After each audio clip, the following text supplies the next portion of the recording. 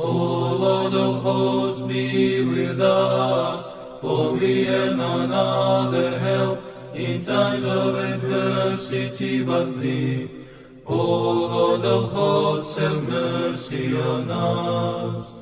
All right. Welcome back, ladies and gentlemen. This is David Patrick Carey with Church of the Eternal Logos, and I am joined by the great Bazed Lit Analyzer. How you doing today, sir? Hey, what's up, man? What's going on? The great. Thank you so much for having me back again for like the sixth or seventh time here. I know, man. I love I'm this enjoying movie them. I feel like they get better each time, and it seems like you're a crowd favorite too. Obviously, we have a large audience that overlaps, but everybody always asks about the streams we do together. So I'm excited for this. When I reached out to you, this is a 1997 film. We're going to be doing Conspiracy Theory starring Mel Gibson and Julia Roberts. And I remember watching this when I was a kid, didn't catch all the subtleties of the movie. But then recently I was like, I need to rewatch that. And so I reached out to you. I was like, hey, you done a review on this movie? And this is going to be a good one. This one is one of those cornerstone movies of this whole area. And like you said, I mean, as a kid, you watch it and it is subtle. There are a lot of subtleties. And I mean, it's interesting because we're going to get into it, but like right away in the movie, he starts barraging you with a stream of a lot of the classic conspiracy material. And they do a pretty good job of it. And the narrative, it's pretty good. There's a lot in there. So I think this is going to be a fun one. It's based. Yeah, I actually want to play that opening scene in the taxi because, like last time, again, we got the whole video, so we're going to click through it. But there are a few sections I want to play. Hopefully, we don't get caught. But last time it worked out fine. So that was we did Fallen with Denzel Washington, and I got basically the same strategy this time. Got the video downloaded. They'll pop up as a window here in a few. But that opening section, as you talk about, where Mel Gibson is in the taxi, he's the taxi driver. You can tell he's a little off. And then he starts rambling about conspiracy theories and some kind of far-fetched, but then they're mixing in real ones in there. And that's part of this we move through is it seems like this movie, it obviously presents the idea that conspiracy theories are real. That's the whole premise of the movie. Yeah. MK Ultra is real. There are rogue actors inside these intelligence agencies. That's, again, the premise of the movie. But at the same time, maybe crazy people are kind of into conspiracies. Their whole house, it looks like it's a bunker and there's books everywhere and they're, live filthily smashing mice with their spatula and hanging it back up, It's like, yes. Mel, well, I think that's one of the great things about I mean, it takes Mel to do this because it also works on like a meta level because we know about Mel Gibson and based Mel and how he is. And I think that opening monologue was improvised. That was just Mel. That was Mel ranting. And I think that one of the reasons it works is because it plays on the nature of what the people who actually do the conspiracy itself, what it does to the people that are targets, or what it does in a general sense, like in society. And it creates this sense of not knowing what reality is. And so that everything that he does in the movie, every situation he's in, you can see it from the point of view of the people that are surrounding him, and they don't know what he's talking about. And he's he just looks like a dangerous individual, but he's not. But because he can't say anything to them, like using their intellect, he can't appeal to their intellect. It's all emotional in the scenes. They just have to go. I mean, he's lucky in the movie that he gets as far as he does with Julia Roberts, because in reality, yeah, that's for sure. Yeah, in reality, I don't see. I mean, they it's not a loose end in the movie. They tie it up really well. In the backstory for how he meets her in the movie and why she would listen to him in the first place. But even that becomes a question in the movie. So it's very well done. And there's a lot, there are many rabbit holes to dive into. Of course, Julia Roberts' character is named Alice, so we're following her down the rabbit hole. So this is a good one. Yeah. Let's see.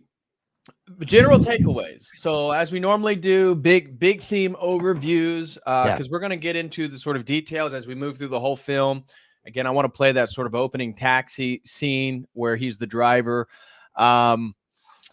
One of the big ones that I took away is there's not much explicit Christian references in this movie. Mm-hmm. And so the biggest thing that I took away is actually a fundamental theme throughout the entire movie that I would say is very theological and related to a Christian worldview. And that is, what exactly breaks Mel Gibson's programming?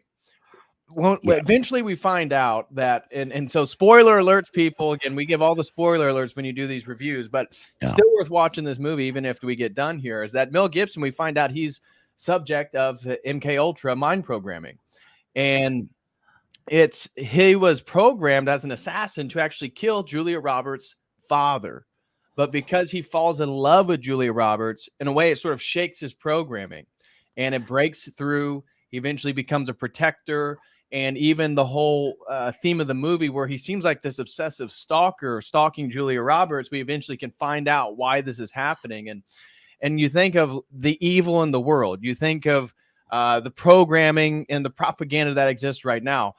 Multiple men and friends that I know that were into degenerate things, once they had a baby, it sort of shakes them awake. Yeah. And this is what I want to relate to, is like this idea that love can actually sort of wake us up. And I think that's like this underlying theme within the movie that is actually really Christian, and that love is the most truthful thing that we can experience. And love, being the truth, actually will propel us, whether down these rabbit holes or towards Christ or towards the truth. It ultimately wakes us up and makes us more human. And so, yeah, go ahead. Yeah, I think that,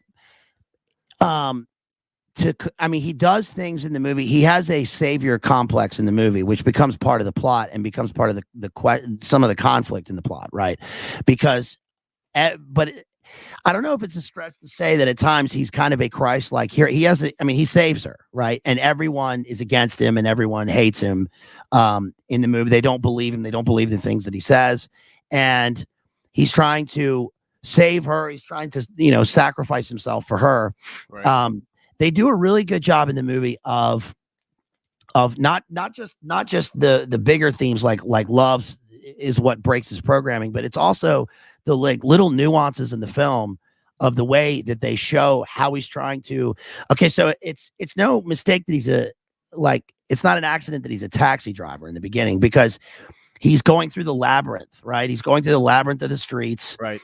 And he's trying to reconnect with certain points that he can relate in his mind, and he doesn't know whether to trust his mind or not, right? And he doesn't know whether like what he's living is real, or he knows there's something else. And then again, spoiler alert, like we find out that there is something else, that he's got this whole other life, but it's a different person. I mean, it's not his fault. He's programmed to do it.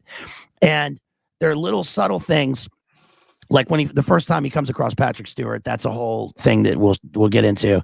But the strange thing in the movie is like how the resolution happens, because like, so, I mean, Hollywood, you would think that a Hollywood film like this would then somehow try and denigrate like what he goes through, that like he is actually, he's crazy. That's the way we would think about that Hollywood would do. So they would like deny that they would say it's a continuous theory and it didn't happen. But that's not actually what they do. It's revelatory in a number of sense. I mean, Jay wrote 2 books on this, so it's revelatory in a number of sense. They admit in the movie that MK Ultra is real. They say that. Even when you go to IMDb and look into the comments, the making of comments, it states in one of the comments, MK Ultra is a program. This was real. It was revealed. And that's surprising now, especially in like Great Reset era world. I think it's interesting also because, all that kind of stuff is like getting memory hold and all that. And the fact that the movie's made in 1997, I think points to the fact that this exists in this is just prior to the Big Nine. And yes, it's like a trope that they're using in Hollywood. I remember when it came out, it was popular because even as like a 17-year-old, I was like, oh, this is about conspiracy. Like we all know these things, and they're playing on that and they're making it popular for a Hollywood movie. Right. But they really they go far with it. And I think there's a lot of truth to be gleaned from the movie. So it's surprising in a number of ways. So of course they fit in the love theme and all of that. But love like plays a role in this in a much bigger way than just the hero gets the girl, because spoiler, he actually doesn't. which is another reason why it's a good film, because I know that audiences, like the test audiences, wanted them to get together at the end because Mel Gibson gets Julia Roberts and they all live happily ever after. But the way that he lives happily ever after is bigger than that, right? It sort of transcends just him getting the girl, and it actually is a better movie for it. Somebody said, I think they said, I sound like I'm dragged across, my voice is dragged across concrete with a barbed wire fence. That's my voice, buddy. Get over it. We love it. So what about some of the critical reviews? Because again, if you read like on Wikipedia, it's a financial success, but the reviews of the movie were quite, both and. Yes. Some really loved it. Some were quite critical of it. So this like plays, a classic to me. Yeah, this plays into something Mel says in the movie, which is that there are two factions, two competing, controlling factions at war with one another. At times they work with one another. They're sort of in a symbiotic relationship, but they're at war with one another. One faction is like the MIC under Eisenhower, he says. And what's the other one he says? It's not MIC. It's like banks, the royal families, or the family banks and families, try to maintain their control. Yes, and so one side wants stability, the other side doesn't, and that plays into even the reception of the movie, because it's a big Hollywood movie, and it's financed and it's got all these big stars, but at the same time, the media complex, which, look, on the surface, it's like, yes, there are people that are just reviewing the movie and they don't like the movie, but those people also are part of a bigger structure that works for a publishing conglomerate that's part of a media industrial complex that also wants to deny the very things that are pointed out in the movie. So it's just funny how it works on so many levels. Yes, it was panned by a lot of critics, but I mean, it's a Mel Gibson, Julia Roberts, Richard Donner movie. So it's bound to be successful, especially Richard.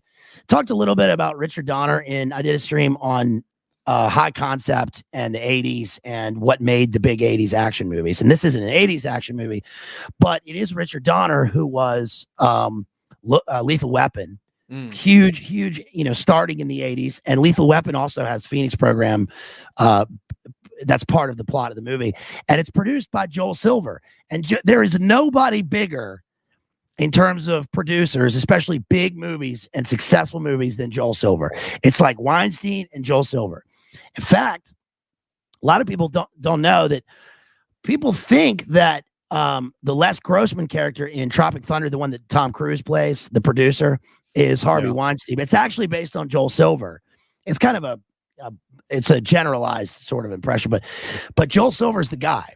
I mean, he made Predator. He made look at his filmography. He's hugely successful, and so it's bound to be a success. I mean, there are a lot of movies in this. Die Hard, Lethal Weapon, Die Hard, Predator, Roadhouse, the Matrix. Yep, The Matrix, V for Vendetta, Assassins. Yeah. Swordfish, Sherlock Holmes, Game of Shadows, which are Kiss Bang Bang. Yeah, a lot of big Hollywood movies, but there are a lot of movies in there with military and esoteric themes. So it's not foreign to him.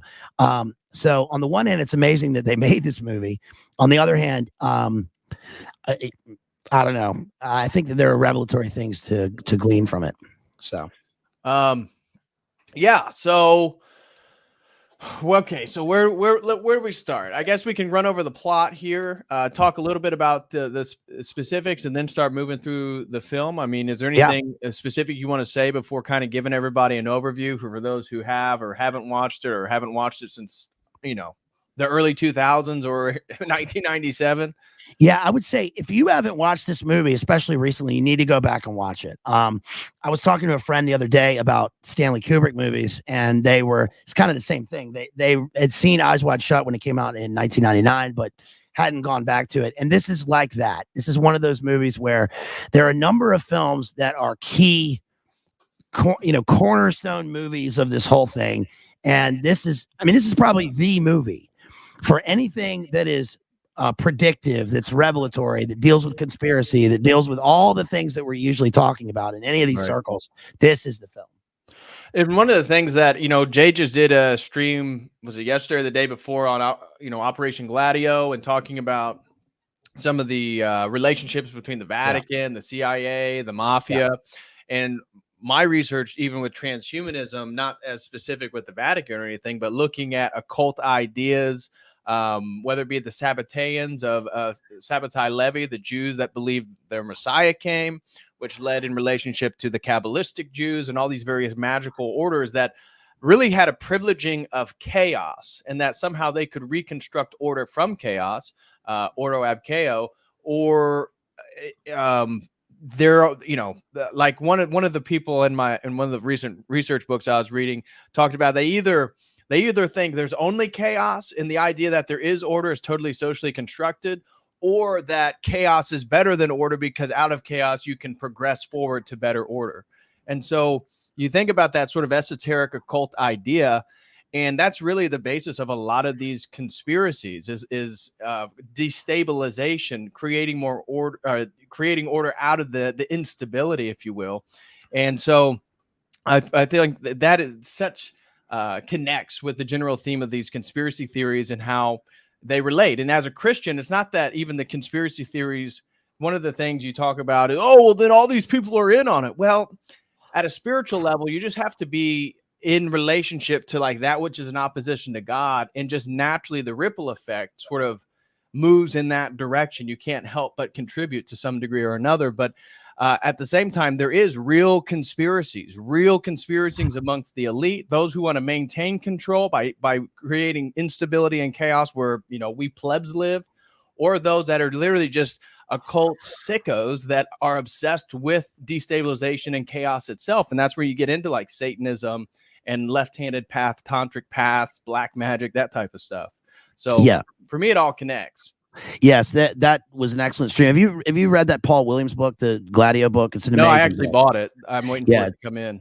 Yeah, it's a great book. And that really, I mean, Jay pointed out, I mean, that really does illustrate the fact that the way that the dialectic comes right out is that, there's these people and then there's these people, and they're against one another. And that one group is there to save us and one group is there to hurt us, essentially. But Gladio shows that it doesn't work like that. And that a lot of times that it's the cellular structure that's built into it, it gives on a ground level, shows the deniability and the reason that these things happen. That one of the criticisms is like, well, if this happened, there'd be too many people that know about it and they would, talk about it. Right. Yeah. They'd go and tell the New York Times, and then they would publish it. And it's like, yeah, but that's part of the structure itself. Right. And Gladio is interesting because, talking about chaos and order, because you can see when you look at it on a contemporary level at the time, you can see why this thing happened, because we have World War II and it ends, right? But there's the looming thing of, let's say the looming thing of the Soviets. Right. Okay. So now we have the West, who is more in line with what they were fighting against in terms of now having to fight the Soviets. And so they co-opt some of these people in paperclip, and they use the Vatican for the rat lines and Odessa to get to South America. One of the people that they get, that Jay mentioned in the book, is this guy, Klaus Barbie, who's really interesting because Barbie escaped in the rat line, went over to like Paraguay, and then he was co-opted by CIA because he was the butcher of Lyon, and he was an expert in TOR-TURE and methods getting information from Soviets. So of course there's nobody better in their eyes to get than this. Well, then what happens is he's like, I'll do this for you if you help me set up this. I'm going to set up a shipping line. And then they're like, we'll help you with the shipping line if you can move certain products that Americans love from South America. So it keeps going, and you can see how it works. So yeah, I think that this movie kind of points out that, Patrick Stewart is the villain, but there's a whole section of the movie where all of a sudden he's the good guy to Julia Roberts. Right. it's not just a cover, because you can see, and he points out, he's like, we were doing this and this was our reason. We know it's not a moral reason, right? It's a bad thing, but he says it was sanctioned by the U.S. government and it was protected, and medically it was fine at the time. So that's his excuse. So we can see the way that this thing sort of progresses and then either gets out of control or is planned to get out of control. Right. And like you're talking about these control dialectics, again, like the Cold War, it's not that even everybody in the intelligence agencies and the field agents and even the people in the State Department are in on it, because you just have to buy into a narrative. It's the blanketing of general narrative. So then everybody in the U.S. government or those who aren't in the know, it's not like they're going to be working against the conspiracy, because the conspiracy is embedded within the general narrative of society itself. Yes. And just like I would say the idea that all these people who have Ukrainian flags in their bio call everybody else Nazis when they themselves are literally supporting the Azov battalion, which is a remnant of World War II Nazis. And so the irony, right? The blanket is not that all these people are actually supporting. They don't know. It's in the narrative. It's an embedded narrative. And so you can, whether it be the Soviet Union's dialectic narrative against the U.S. or the West's dialectical narrative against the Soviet Union, both are funded by the same people. They're being played off against each other in just a way to create more technology, create more instability, experiment with new ideologies and new structures. Yeah. Otto Skorzeny, who is the Austrian oak, who's the guy who is sent to rescue Mussolini twice from rooftop castles in Italy, right? He's the personally decorated hero of Hitler. And then after the war, he goes and he trains the secret service of that country in the Middle East, right? I mean, people are like, no, he didn't do that, right? Because he was in the SS. And it's like, no, he did do that. So the two things are competing. It's like he did that, but that's because the circumstances and the time and whatever the power structure. I mean, look, this happens in the movie when the guy who passes himself off as the FBI agent, right? The black guy, he's going and he's like talking to Julia Roberts. And then there's a scene where he says something like, is this guy a psychiatrist or a field agent? And he's questioning about Patrick Stewart. Right. So he's like, who's this guy? But then you realize that the agents who are after Jerry are either Patrick Stewart's group, who are like after him, they're full on after him, or they're the other group who's been told that he's a serious threat and a danger, and they're following orders, so they go after him. Then when she questions, she's supposed to go and meet him, and she talks to her boss of the Justice Department. And what does that guy say? He says, look, my hands are tied. You got to go. You got to go. This is what they said to do. And it's like, that's the way that it works. So. Exactly. Well, let's do a quick overview on the plot summary here through Wikipedia, and then we'll start going through the actual visuals of the movie, and we're going to begin by playing that opening taxi cab scene. So here we go. The general plot of the movie, to begin with: conspiracy theorist and New York City taxi driver Jerry Fletcher, which is Mel Gibson, continually expounds his ideas to Alice Sutton, a lawyer of the Justice Department. She humors him because he once saved her from a mugging, but is unaware he spies on her at her home. Her own work is to solve the mystery of her father's mysterious murder. Seeing suspicious activity everywhere, Jerry identifies some men as CIA workers, follows them into a building, and is captured. The interrogator injects Jerry with LSD and questions him using torture. Jerry experiences terrifying hallucinations and flashbacks, panics, and manages to escape by incapacitating the interrogator by biting his nose and kicking him. And so I'm just going to go through this whole plot summary real quick. Unless you have something in particular, feel free to hop in. Later, after being captured again, Jerry is handcuffed to a hospital bed and forced into a drug-induced sleep. Alice visits, and Jerry persuades her to switch his chart with the criminal in the next bed, or he will be dead by morning. When Alice returns the next day, the criminal is dead, allegedly by a heart attack, which I thought was really, really interesting given the post-2020 circumstance we find ourselves. Yes, yeah, the whole hospital scene in general, and all of the heart attacks. He points this out, and he also thinks that she has switched it, but she doesn't admit it. She later on, she will admit, yes, she did switch it. Right. But there's a lot in this. So maybe we should, you keep going and then we'll get into there's a some of lot. the details. Yeah. That's what there's so much. It's going to be easier to go scene by scene as we move Right. through. The CIA, FBI, and other agencies are there, led by CIA psychiatrist Dr. Jonas, whose nose is bandaged. Meanwhile, Jerry fakes a heart attack and with Alice's help escapes again and later hides in Alice's car. When Alice, again, this is Julia Roberts, and FBI agent Lowry are examining Jerry's personal items, the CIA arrive and confiscate everything. She declines Lowry's offer to work with her and later finds Jerry hiding in her car. They leave the hospital, and on the way to Jerry's apartment, Jerry explains someone is likely following her.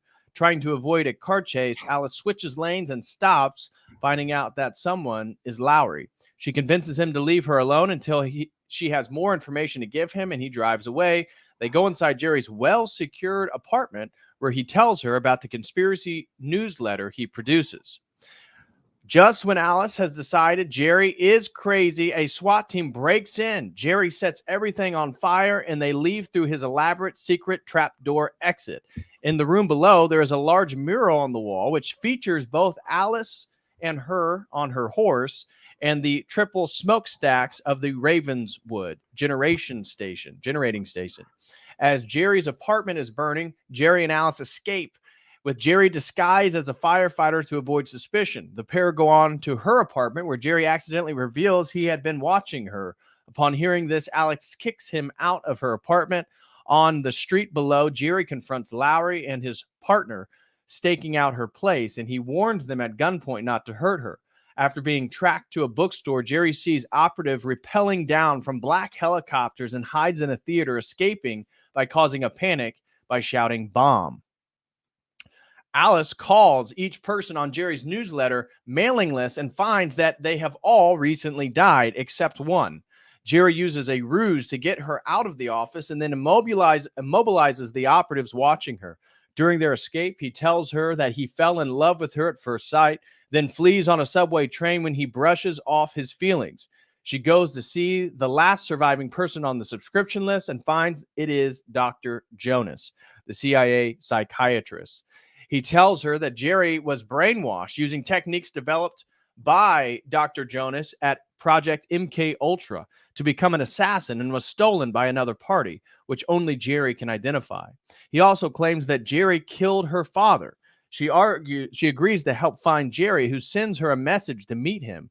She ditches the agents following them and a prearranged car transfer, and he drives her to her father's private horse stables in Connecticut. Meanwhile, Alice secretly calls her office so that Jonas can track the phone call. At the stables, Jerry remembers that he was sent to kill her father, but found that he could not and had become his friend instead. Jerry tells Alice that he had promised to watch over her before the judge was killed by another assassin. Jonas's men capture Jerry, kill her hierarchical superior, and attempt to kill and capture her without success. Having escaped, Alice brings Lowry to the offices where she meets Jonas, which they find cleared out. She then forces him at gunpoint to admit that he is not from the FBI, but from a secret agency which watches over the other agencies. He says that they have been using the unwitting Jerry to uncover and stop Jonas. Alice goes to the site of the Ravenswood generating station smokestacks from Jerry's mural and sees a mental hospital next door. There she hears and talks to Jerry through a vent, and a attendant she had bribed shows her the unused wing. She breaks in and finds Jerry as Jonas catches them, Lowry with his men, and attacks Jonas's men. Jerry attempts to drown Jonas, but is shot by Jonas from underwater. Alice, who has regained consciousness after being knocked out, then shoots Jonas 11 times. After killing Jonas, Alice tells Jerry that she loves him before he is taken away in an ambulance. Sometime later, a grieving Alice visits Jerry's grave and leaves a pin that he had given her. She returns to riding her horse that she had stopped riding after her father's murder. While watching Alice from a car with Lowry, Jerry keeps to his agreement to not contact her until all of Jonas's other subjects were caught.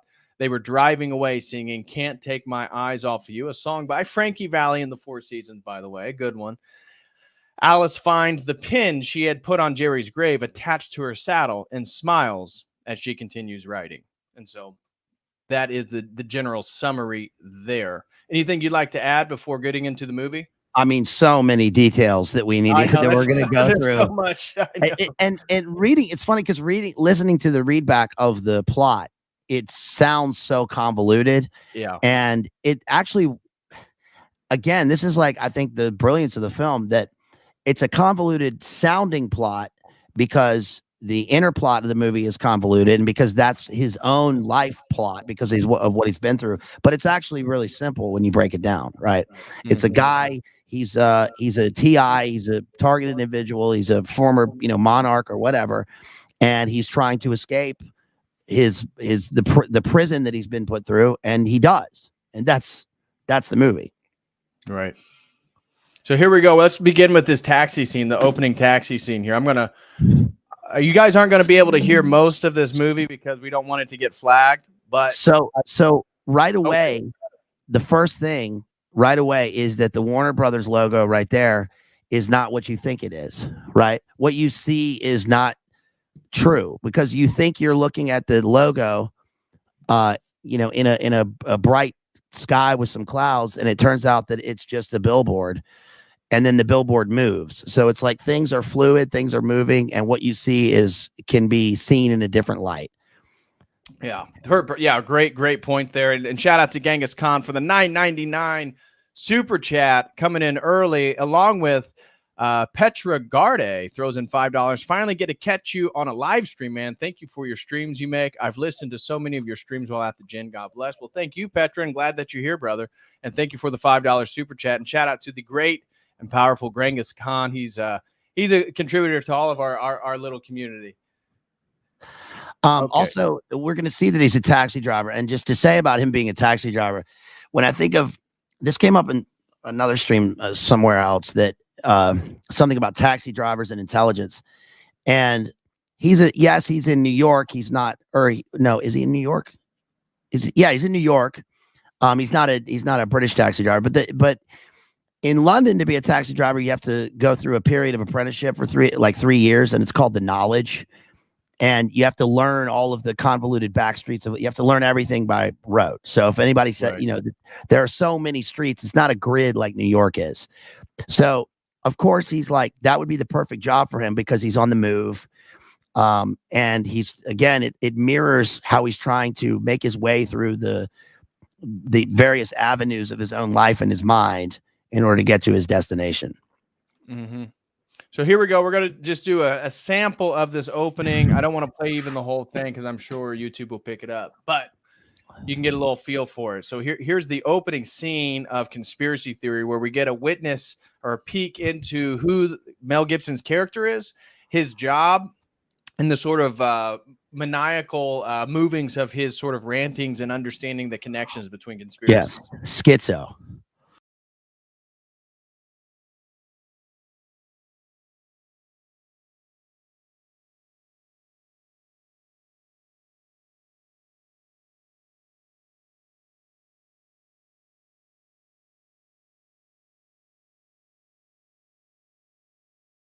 That's awesome. We gotta stop. That is amazing. Yeah, that's a good one. That is amazing. That's like, if that was the whole movie right there, like, that is great. The ice skating, because there's, that's getting into Q territory, yep, right? But there's truth in that, just like there's truth in the other thing. And there's truth in that.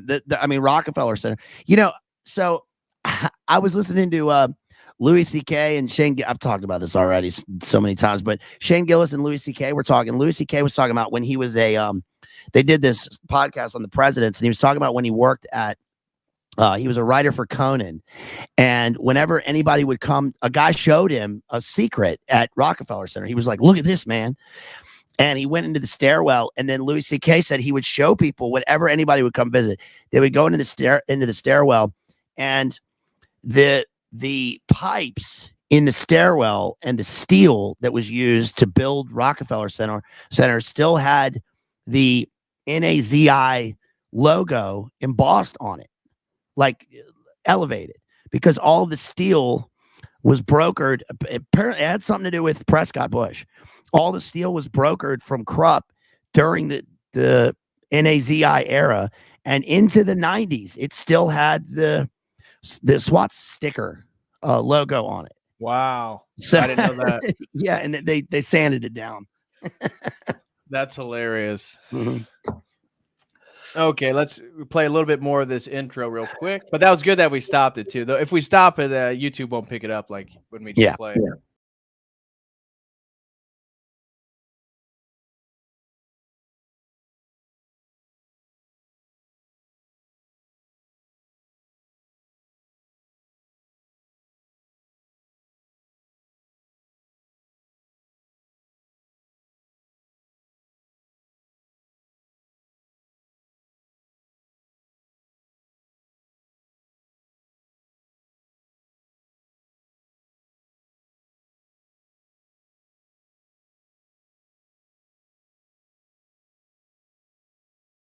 So the fluoride thing, he's talking about calcifying the pineal gland, right? And he doesn't say that in the movie, but that's what he's talking about.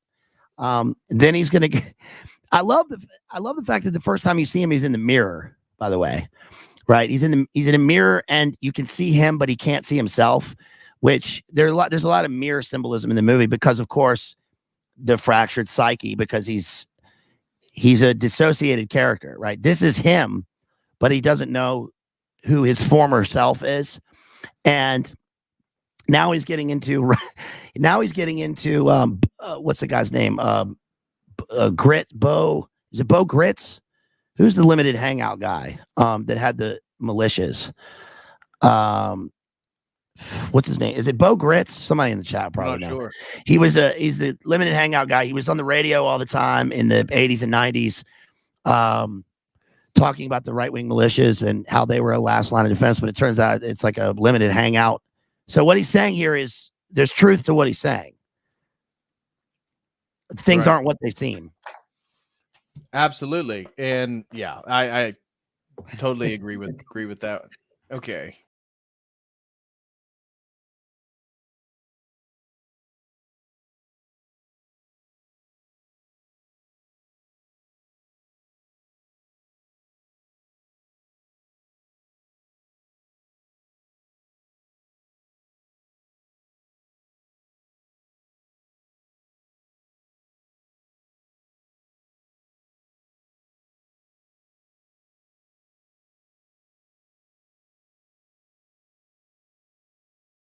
So he's got jokes. The guy in the back of the taxi, I think, was Richard Donner, the director, who is later on in the film. And that's also kind of a nod to Martin Scorsese being in the back of the taxi in Taxi Driver, in the film Taxi Driver, where he plays, again, I think in Taxi Driver, he's a former Phoenix program, but again, he's a Manchurian candidate because he's there to assassinate Jack Palantine, who's the Senate candidate or whatever. But there he's talking about Armand Hammer and Armand Hammer, the founder of Armand Hammer, is one of these guys. And remember the thing that came out about Armie Hammer in like 2020, the actor Armie Hammer, because a girlfriend leaked his texts, and I'm not sure what I can say here, but let's just say he had appetites for human flesh. Whoa, okay. And that's why he hasn't been in films for the last 2 years. He's making a comeback now. He's getting some film now, but for the last 2 years, they were probably like, look, we know, okay, it's okay that you're usually doing this, but the people can't know about it. You can't be in a film, right? So they kicked Armie Hammer out, right? But there was, I don't know. I've read before about how Armand Hammer, his granddad, who founded Armand Hammer, the company, was also suspected, let's say, of those same things, Satanism and the appetites thing. Wow. Mm-hmm. That's why I have you on. I do not know much about the inner goings of Hollywood actors, but I appreciate that. Everybody, we got 110 people here. Smash that like for everybody who's still here. We'd really appreciate that. And feel free to send in a super chat using YouTube or Streamlabs. Streamlabs takes out less, but on YouTube, I can pull your comment up here on the stream. Okay, let's play a little bit more of this opening scene.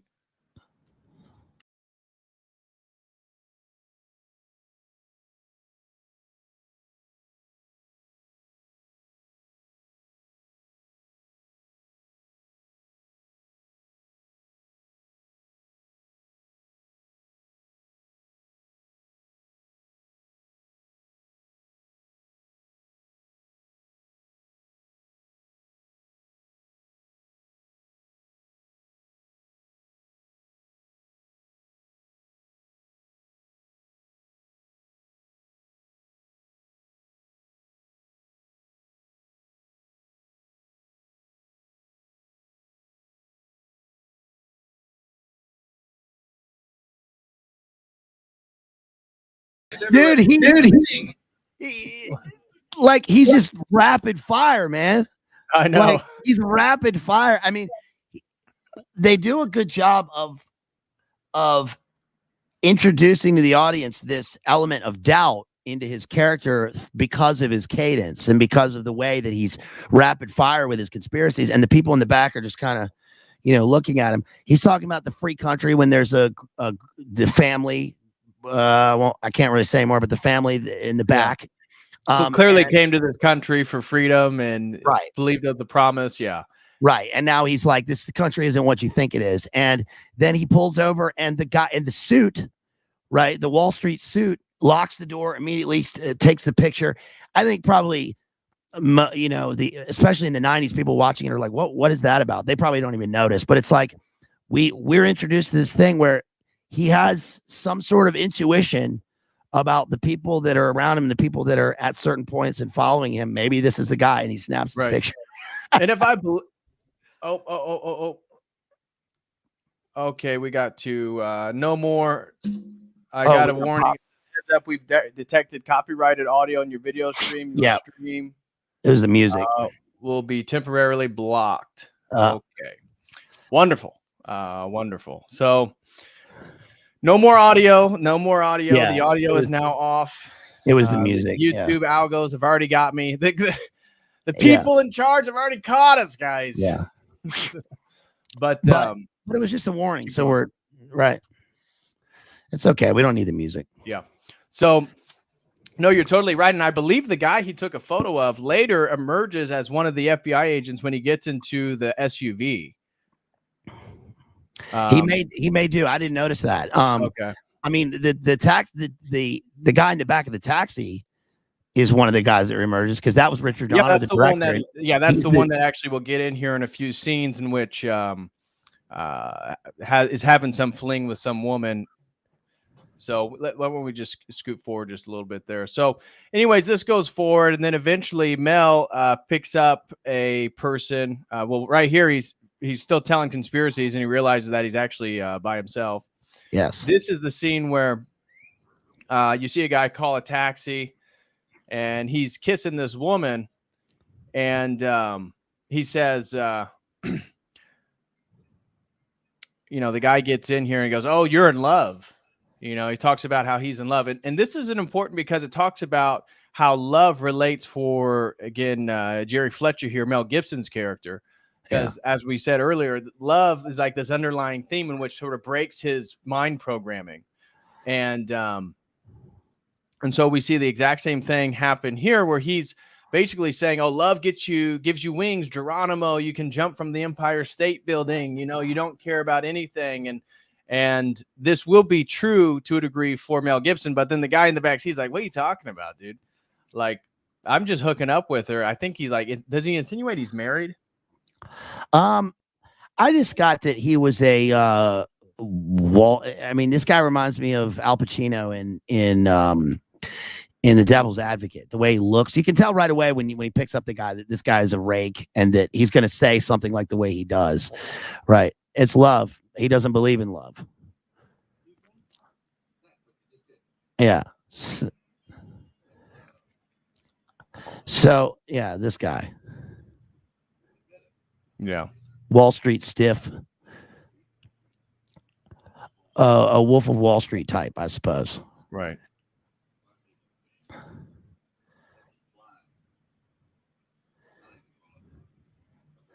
Can we can you put, is there closed caption? Let me see. I wonder if that would hurt it. See if I can get the. Nope, no subtitles. Oh damn, that's all right. We know what he says. Yeah. Anyways, he kind of talks to him about love in this scene. Eventually, clearly, this guy's not in the same same mind frame. And then we see these strobe lights, which is actually something very interesting. I've been kind of connected with my research is people in the 60s looking at the utilization of lights to activate hallucinogenic states.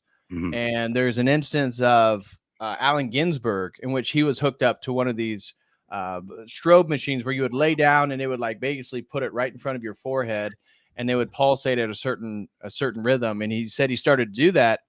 Again, reading the story that I was reading, that he actually started to get freaked out because after about like 20 minutes of this thing pulsating light at a particular rhythm, he said he sort of lost consciousness of his body. He lost the sense of awareness. He thought he was like blending back into the machine itself. And he like started to ask the people to stop the experiment.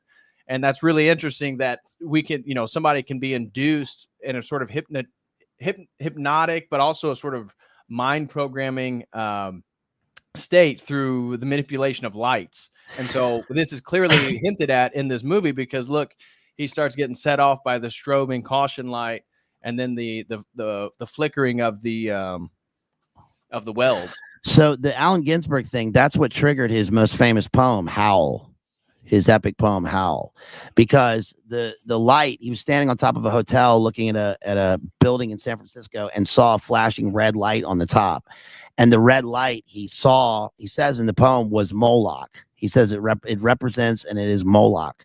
So the beginning of the poem, I've seen the best minds of my generation destroyed by madness, starving, hysterical, naked, wandering the streets at dawn looking for an angry fix, is because he sees the strobe light on the top of the building as Moloch.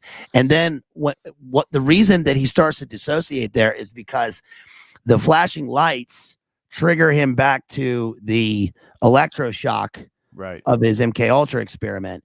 So he dissociates and he's driving the taxi and he doesn't know there's a time jump. So he doesn't know he's driving the taxi and he's going the wrong way down a one-way street. So that's also like his character, his psyche is going the wrong way and he's regressing. He's regressing back to the state of his programming. The guy's banging on the window. Let me out, you crazy guy. And then he ends up at the street corner and then he's about to see Julia Roberts. That happens in Return to Oz as well. That's what Return to Oz is based on that because she goes through electroshock and then that's represented in the symbolism of the storm there's a lightning storm. So she's still on the hospital bed being electroshocked in the movie in Return to Oz. But when she dissociates, she walks outside and escapes through a lightning storm and jumps in a river, by the way. And there's water symbolism that's going to come up a few times in the movie. Right. And so here we see Mel Gibson sort of all of a sudden he does his whole taxi thing and he parks.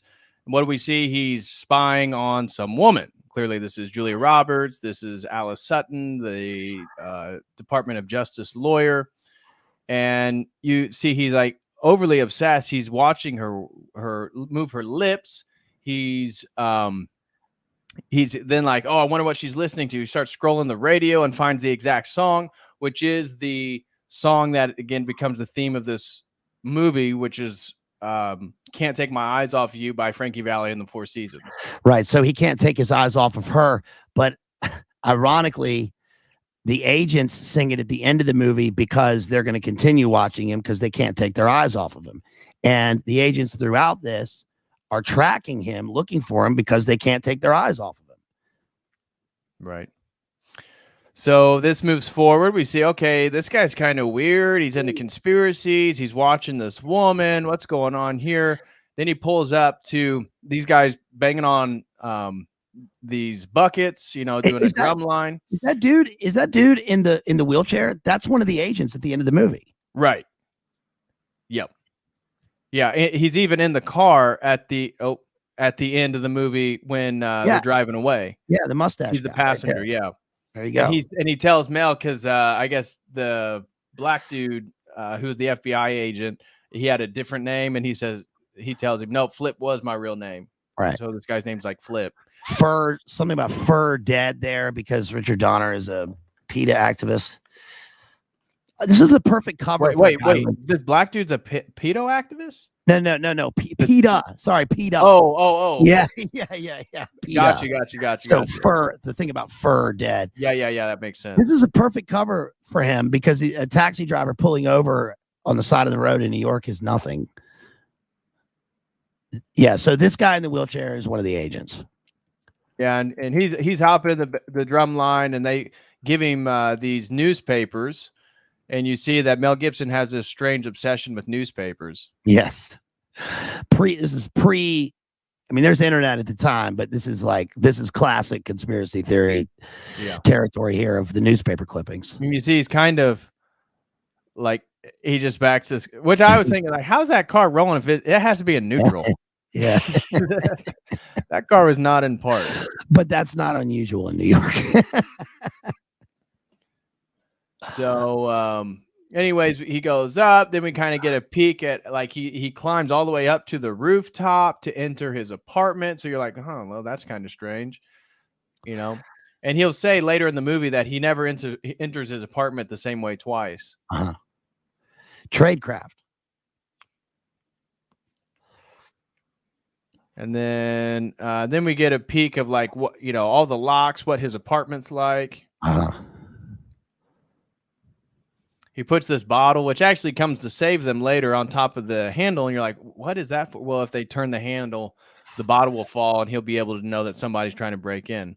Here we see the first inclination of The Catcher in the Rye, which will become a very important book, because later what we find in the movie is that he's been programmed to buy this book.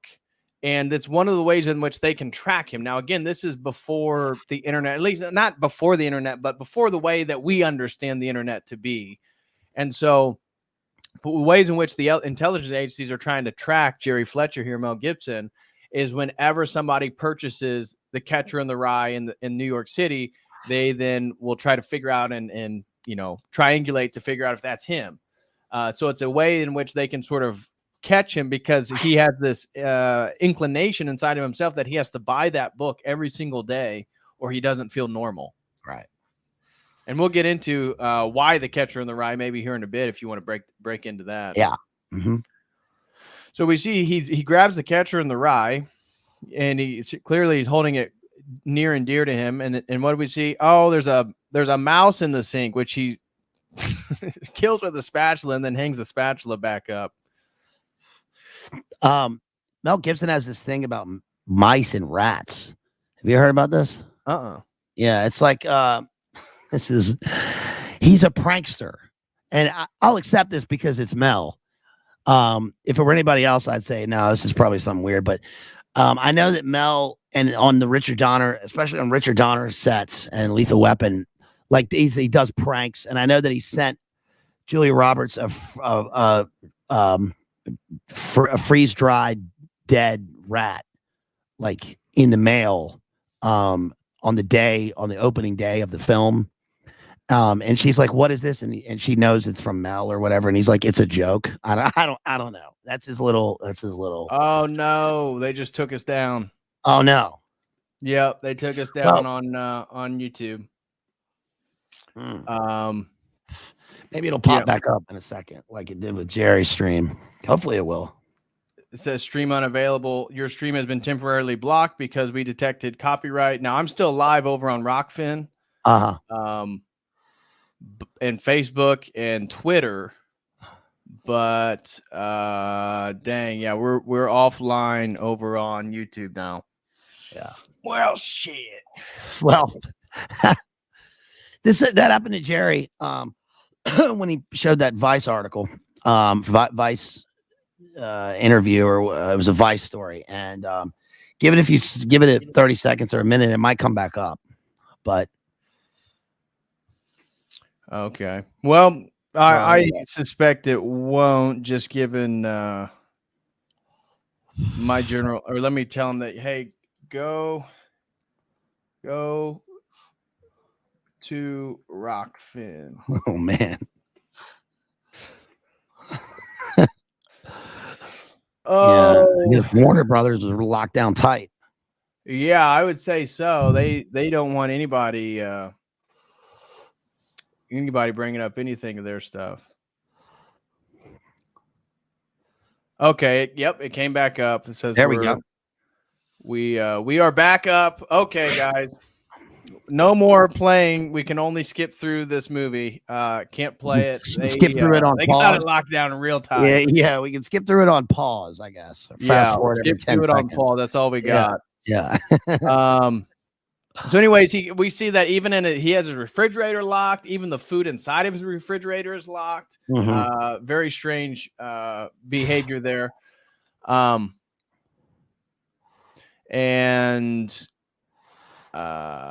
very awkward sort of person. Then we see he comes back here and he's getting ready to unwind all his. People say the audio went out. Can you guys hear me? Check. Let's check. Hold on. You guys hear me? Check. Yeah, we're good. Audio's good. Yeah, we're good. Yeah. People, I can hear it. Okay. So this is where he kind of does his newsletter, Conspiracy Theory, which is going to become central for the movie because only 5 subscribers, 4 of which are killed, but one of them is Dr. Jonas himself. So the guy who's been programming him, the guy who the CIA or whatever intelligence agency he's really working for, who's in control of his MK Ultra project, he is aware that this guy knows enough and is following his conspiracy theory newsletter. And that's partly why he's such a threat to the system. Yeah. Did you ever hear the thing about like you were saying, they track him through the ISBN number on when people buy the book. And that's his way of checking in every day, or them keeping tabs on him, and he's programmed to do it. Did you ever hear the thing about people who check? This was in the 90s. I remember hearing that the libraries track every person who checks out a copy of certain books like Helter Skelter. Because I remember somebody saying that when I read Helter Skelter in 7th grade. The library tracks everybody who takes out a copy and puts them on a watch list. Which now it's not. I mean, that's analog. But now it's like, nah, that's probably the case. In terms of like metadata, right? Everybody. I mean, the Catcher in the Rye thing, which we'll get into, is interesting, and that's part of his programming, and that he blatantly says so. But yeah. Have you ever heard the conspiracy theory about Mel and the movie Forever Young? Okay, so this one's wild. I remember reading this in like 2001. Mel did a movie called Forever Young. Okay, and I thought it was Man Without a Face, but I think it's Forever Young. So what happens? I remember reading that the inspiration for the movie was that when Mel Gibson was growing up in Australia, when he was young, he was in some sort of an accident, and his face was completely burned off. Okay. And that he had an operation, and in the operation, he prayed for the first time, and that they had a surgical operation, and then they gave him a new face. And the new face is like where he developed his faith. And so that's the inspiration for the movie Forever Young, which is not true at all. Like, as far as I know, Mel didn't get I know that he has the scars on his face, which you can tell because of the bar fight that he was in the night before Mad Max.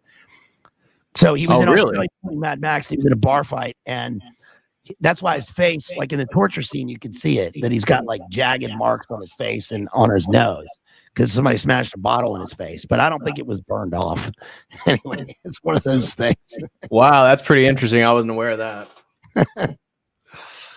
So, if you want, why do you think Catcher in the Rye is this book that they chose to be his marker for the ways in which they track him? Because again, I'll just say for people, from my experience with Catcher in the Rye, it's about like some young kid that like drops out, you know, kind of get kicked out of his school, goes on a life adventure, hires a prostitute to talk to her. It has, you know, strange occurrences where he's trying to fend himself from, you know, homosexual advances. Why it doesn't readily make connections for me why the producers or the writer of this particular movie would use that book. Well, what do you think? There are a bunch of different levels of analysis of the book. I mean, one, just on the surface, it's you know, people see it as like the prototypical teen angst book, right?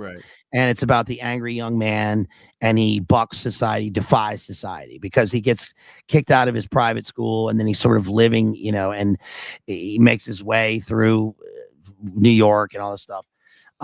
Another is, you know, it's a rite of passage, right? So he has to learn about who he is and become like his true self.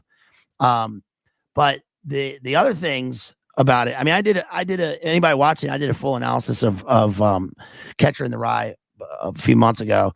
Everything and Nothing is what it's called, Catcher in the Rye. And another thing is that J.D. Salinger was an intelligence officer. Oh, really? Yes, and that the book has, first of all, it, like he says in the movie, it was on Mark David Chapman's person when he assassinated John Lennon. It was also in John Hinckley Jr.'s. Oh, that was real. That's real. Yeah, I didn't know. I didn't know. And when he mentions that in the movie, I didn't know if that was like real or not, or this was part of the effect of why they chose this book. So yeah, that's real. That was really the case. Yeah, and so from what I've read, there's two books, Mind Wars and then Monarch, the New Phoenix program, Monarch, the New Phoenix program, and Mind Wars. It's in a bunch of other stuff, but and I think it's in The Search for the Manchurian Candidate. Talk about how the cadence and the language of Catcher in the Rye is bizarre. When you read it, you feel like, even if you don't know any of that, you read it as a teenager, you feel like it's a book about something else that's going on. Every great work of literature has subtext and works on a figurative level, but this one works on a figurative level in a different sense, because Holden Caulfield has experienced the trauma in his life. His brother's dead. His brother went off to war. Did he go off to war and he came back and he's dead? His family never makes an appearance. His parents never make an appearance in the film. So he has no structure. And then he goes back to talk to his little sister at the end. And then in the end, he wants to kill himself. And Mark David Chapman, it's kind of too flippant to say that he was obsessed with the book, because I think it's a programming book, and that Estabrooks, I don't know about Martin Orr or Jonas Salk, but I think it's Estabrooks who used that. Like Wizard of Oz and Catcher in the Rye are two books that are seen as Monarch programming books. Oh, now, really? Yes. And now I could see Wizard of Oz. Well, because both are about youth. So Wizard of Oz is about a young girl who goes on this labyrinthine journey, disassociating and trying to find her way back to herself, right, to who she is, you know, to fix the fractured mirror of her psyche. Mel Gibson is doing that, and he's kind of he's a Holden Caulfield character in this, because Julia Roberts is younger than him, so she's the love interest, but they kind of act like a little sister a little bit, I guess. Maybe that's a stretch, but his character in this is boyish. Like every review of this talks about his boyish charm in the movie. So he's a grown man, but right there, like he looks like a grown man, but he looks kind of disheveled a little bit, and he's kind of wearing this tie that's like, and all of his looks and the way that he maneuvers and the way that he charms the people and gets out of certain situations, very boyish. And I can see that, yeah. And again, he's in New York, just like Holden Caulfield, and he's trying to, you know, they go to like the equestrian scenes filmed in Connecticut in Catcher in the Rye. It's about his home in Pennsylvania, escaping a elite boarding school. Right. He's bucking society. He's an outcast. He can't figure out who he is, and he's trying to make his way back to whatever the truth is and who he was before. He's experienced some sort of trauma, just like Holden Caulfield has. Not the same sort of trauma, but they both experienced the trauma. But just yes, shouts out to my friend Matt. He says he talks about how Holden Caulfield is surrounded by voices, and in this, Mel Gibson is surrounded by voices that he doesn't know are real or not, and it seems schizo, but we know it's a brought on sort of schizophrenia, and he has one person that he trusts, just like in Catcher in the Rye, he trusts his little sister, and the competing voices, the surrounding voices, are sort of add to the confusion of his kind of psychical journey. So yeah, it's I think it works on a number of levels, but just on the surface, though, of course they would have that as the book because it's the classic book associated with MK Ultra and Monarch and the Manchurian Candidate. I didn't realize that part. Where did you learn about that?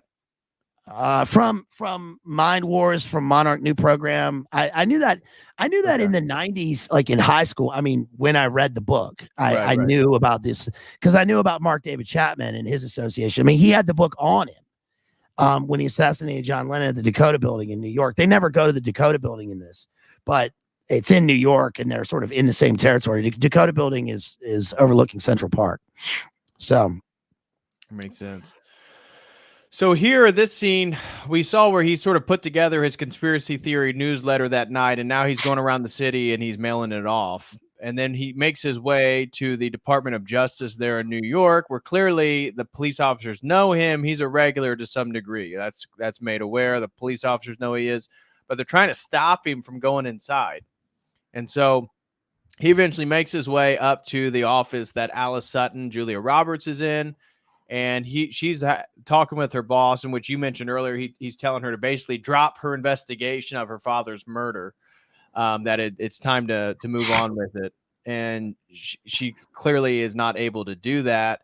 And then they yell that Jerry Fletcher, basically, he's there waiting for Alice Sutton. And she's kind of like, oh, crap, not this guy again. Yeah, I forgot that his name is Jerry, and he's trying to expose some powerful lies in this. He doesn't have a live stream. He doesn't have a live stream. But if this were updated to now, this guy would be a live streamer, and his subscribers would be. He wouldn't have 5 subscribers that are like analog subscribers. But that's clearly what he is, right? Right. It's also odd that he goes to the Department of Justice, because you would think, why would he trust any of the governmental organizations? Why would he trust them at all? Well, that's part of the competition that he mentions in this. And also, this guy's a product of that. He's not a product of the Justice Department, but the only thing that he knows is like the structures of the pyramid and the intelligence agencies that he's been programmed in. And we don't even know that at this point. Right. So you can tell even with their interactions that Julie Roberts, Alice, she has a sort of soft disposition towards him, even though, again, privately, she's like, oh, no, not this creep again. And she invites him back to her office when they're getting ready to kick him out. And so they start having a conversation. Again, he points out a photo of her on her horse with, again, when she rode horses when her dad was still alive. And he's going on about how the president of the United States there's going to be an attempted assassination due to an earthquake in Turkey because the U.S. has the power to basically alter weather, which we know is true now. Yes. And it's also interesting because I don't think it was, maybe it was Clinton who, after the earthquake in Turkey, was there right away at the earthquake. I think it was Turkey, but it was a major cataclysm, and it just not trying to stretch it, but it just shows, even if it's completely organic, the thing happens, and then the central authority figure is there to garner support or whatever, which is support for a foreign nation with money. And it's like, again, it's like Order of Cayo, like you were saying. Right. So, and I got to say about Julia Roberts, like, this is my favorite movie that I've ever seen Julia Roberts in. Like, I like her in this. I like her character in this movie. Like you're saying, she's got a soft disposition. She's like caring and calm and gentle. And I like that because, I just like her character, and I find her like really attractive in this movie. Other movies that she's in, I got a personal thing about Julia Roberts because she walks like a horse. But in this movie, like, notice they never show her walking from the waist down. Like, even when she's on the treadmill, you only see her from the waist up because she walks like she walks like John Wayne. But she's great in this movie.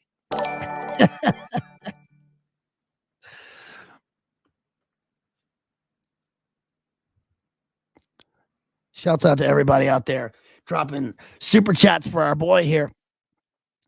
Click those links, hit that like, share the stream.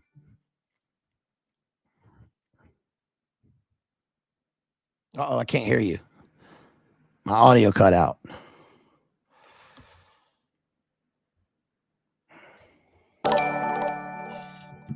Okay, here we go. I don't think you guys are able to super chat, unfortunately. Shout out to Dr. Vagisil, because I think they demonetized the stream.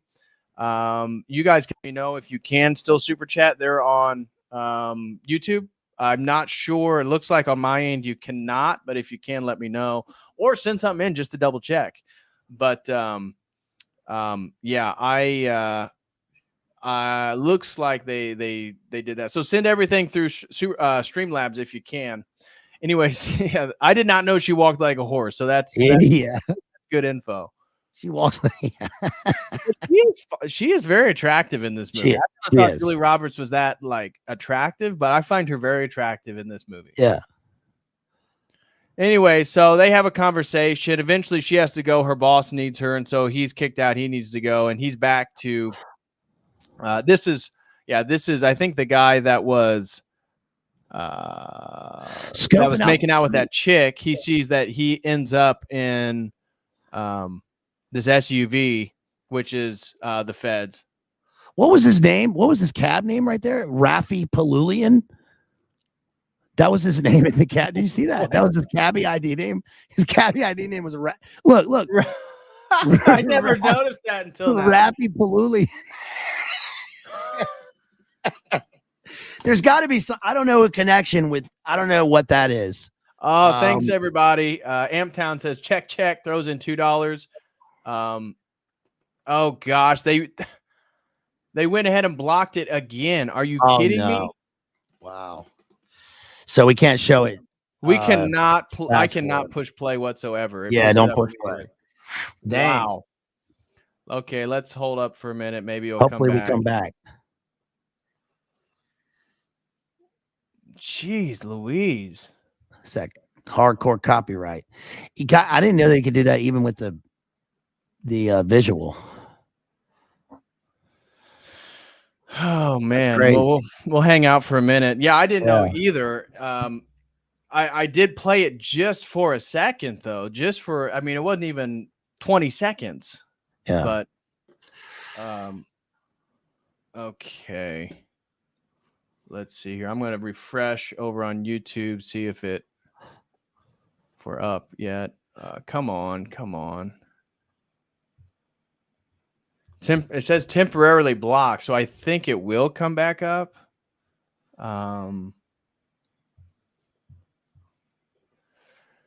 Again, shout out to everybody who's watching over on Rockfin, everybody on Twitter, and everybody on Facebook right now. God bless y'all. I don't know if we have anybody on Twitch, but shout out to you too. Okay. Yeah, maybe you got anybody on Rumble? No, well, the videos automatically re-upload to Rumble. All right. Jeez. Damn. I'm gonna tell them keep refreshing. Should pop up in a few. Oh, Rachel just sent me something on Rafi Palulian. Let's look up this. Who's Rafi Palulian? Oh, he must be Armenian based on that last name. Oh, okay. Oh, he's the script. He's the script and continuity department.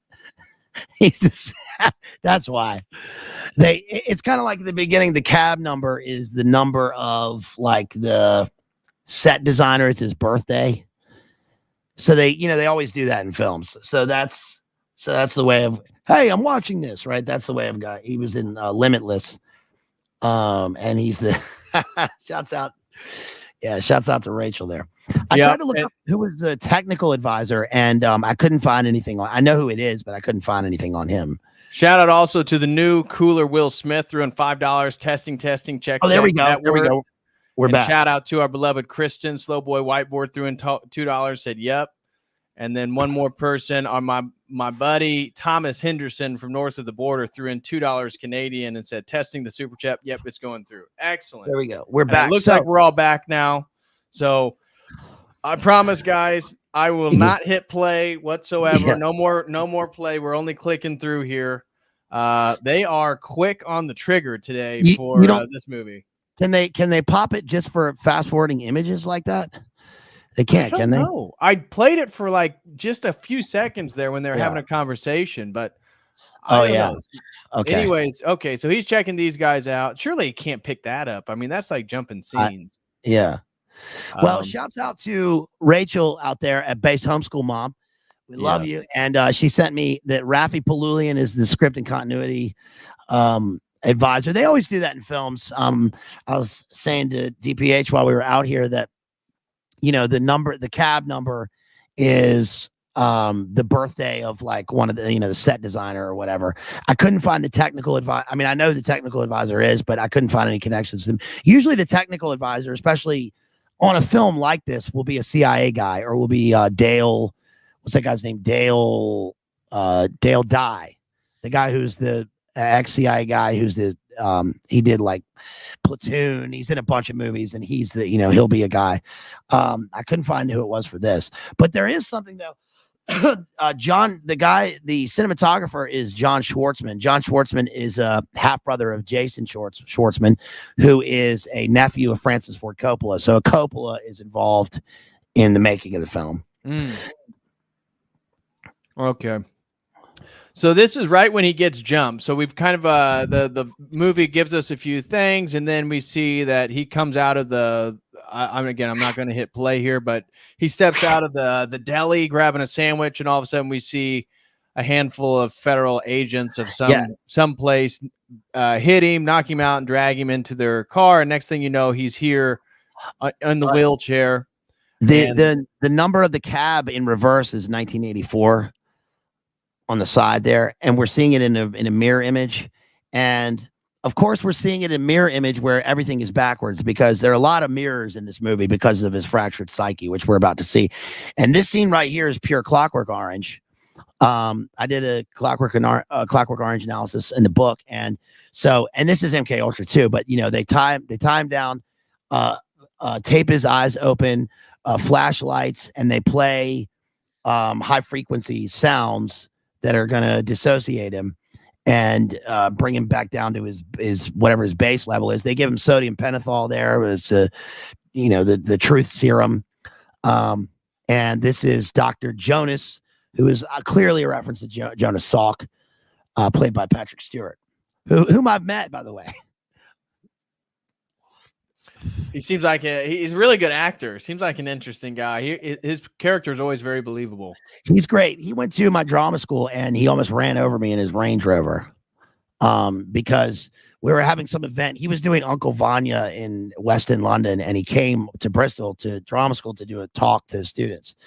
And I was walking outside to smoke a cigarette across the parking lot, and a Range Rover sped in, and I immediately went, "Oi!"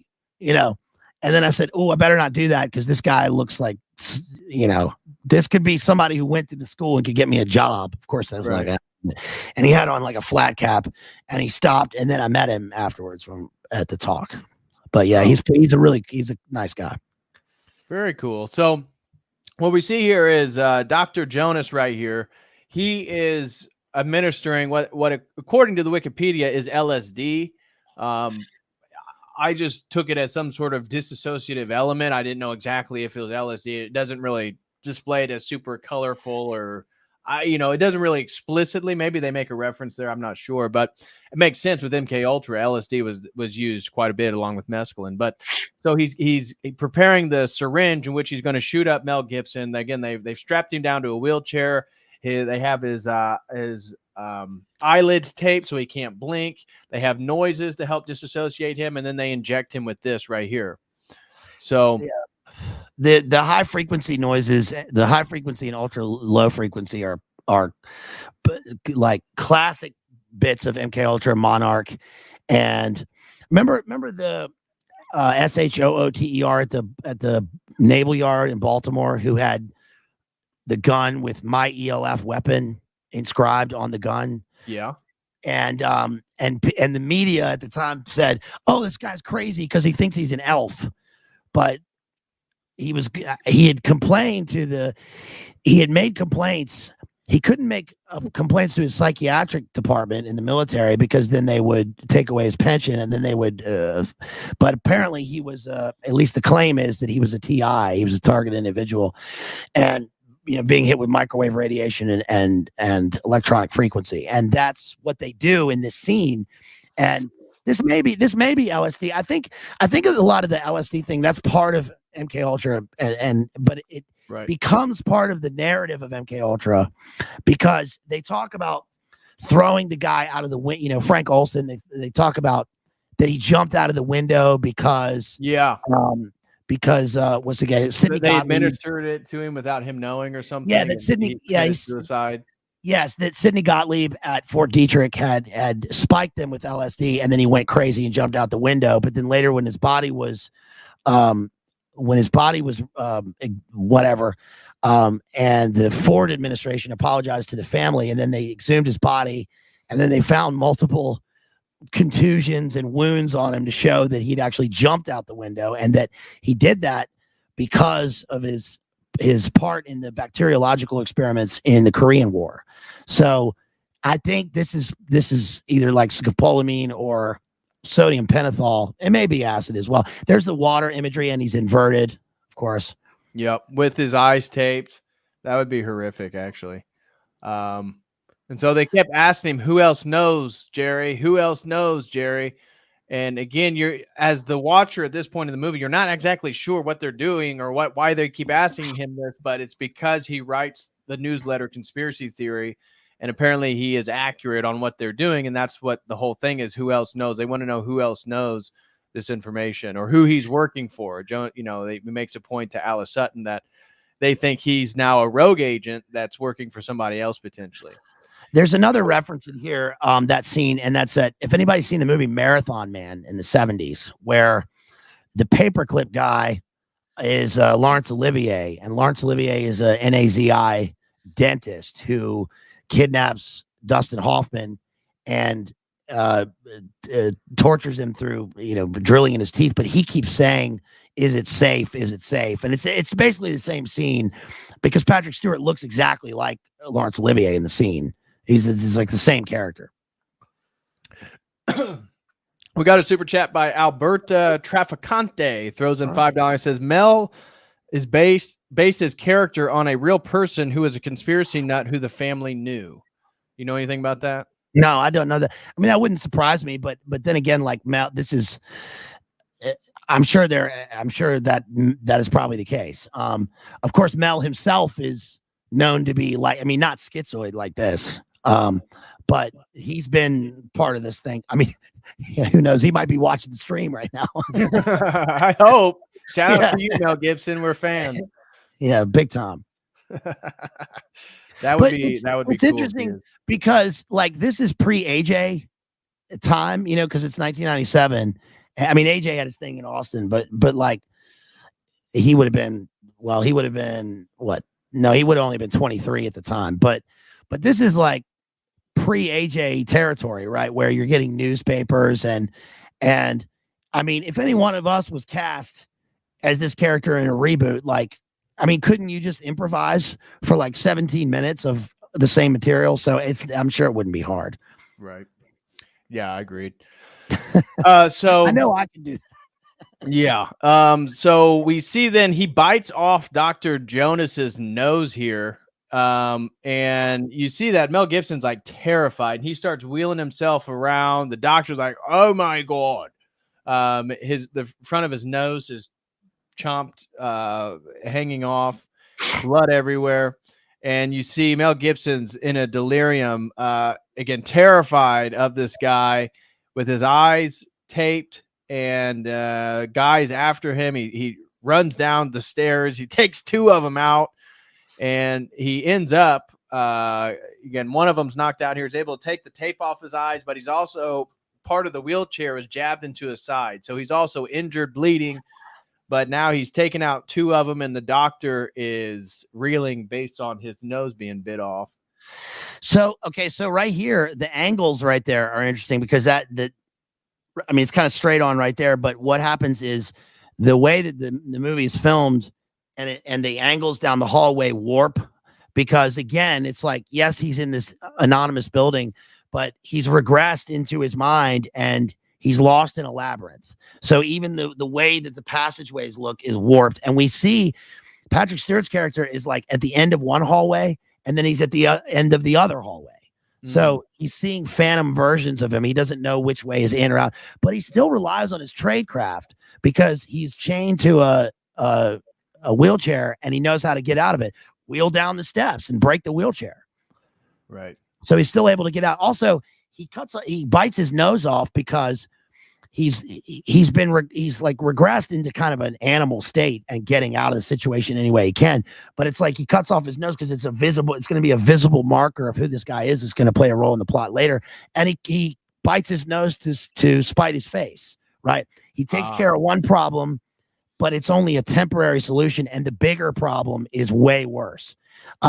It's also, I think, if you were watching this movie and you didn't know anything about this, you would think like, I know in some of the reviews, people say like, why is he so terrified? I mean, yes, this is happening, but he seems to be like overacting in the scene, but he's being truthful here because I think this is true to what the victim would actually go through because this isn't the actual TORE.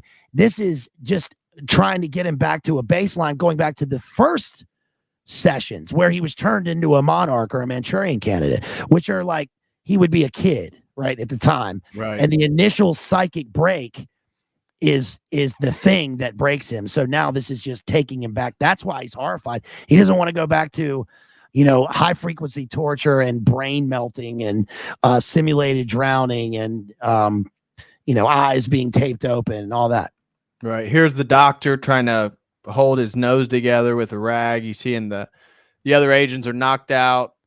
And here's Mel Gibson running for his life, and he escapes in the laundry vehicle of this insane asylum. Essentially, that's where we find out that he is. And you can see it right here, Jermaine O'Nichols Mental Hospital.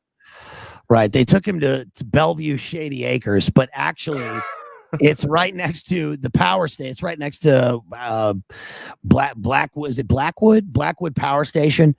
Which is interesting because, again, he's taken into the mental hospital, but is he in the hospital, right? If he is in the hospital, it would make sense. I mean, you and Cameron, this is like you and Cameron, right? Oh, you want to be admitted because you have postpartum depression. Don't worry. We're going to wipe your mind and you'll be, you'll be incontinent when you walk out and not remember who you are. And he's president of the World Psychiatric Association, but the power station is right next to it because like they're their power structure. Right. So he flees, and the next thing we know, he's at the Department of Justice with a gun, and he pulls out on these police officers who are fairly cordial, but we're trying to prevent him from going to Alice Sutton's office earlier. All of a sudden, now he's got a gun. He forces them to give up their gun, and he just wants to talk to Alice. Yeah, if this were this, you could tell it's 1997 because if this were now, he would have been smoked immediately. Right? Guy with the gun walks into the Justice Department and does this. Oh, I'm going to calm you down. No, he's gone. Right. So, anyways, he's clearly bleeding. Eventually he talks to her, he collapses, they call an ambulance for him. And next thing you know, he's in the hospital. Right. And this is it right here.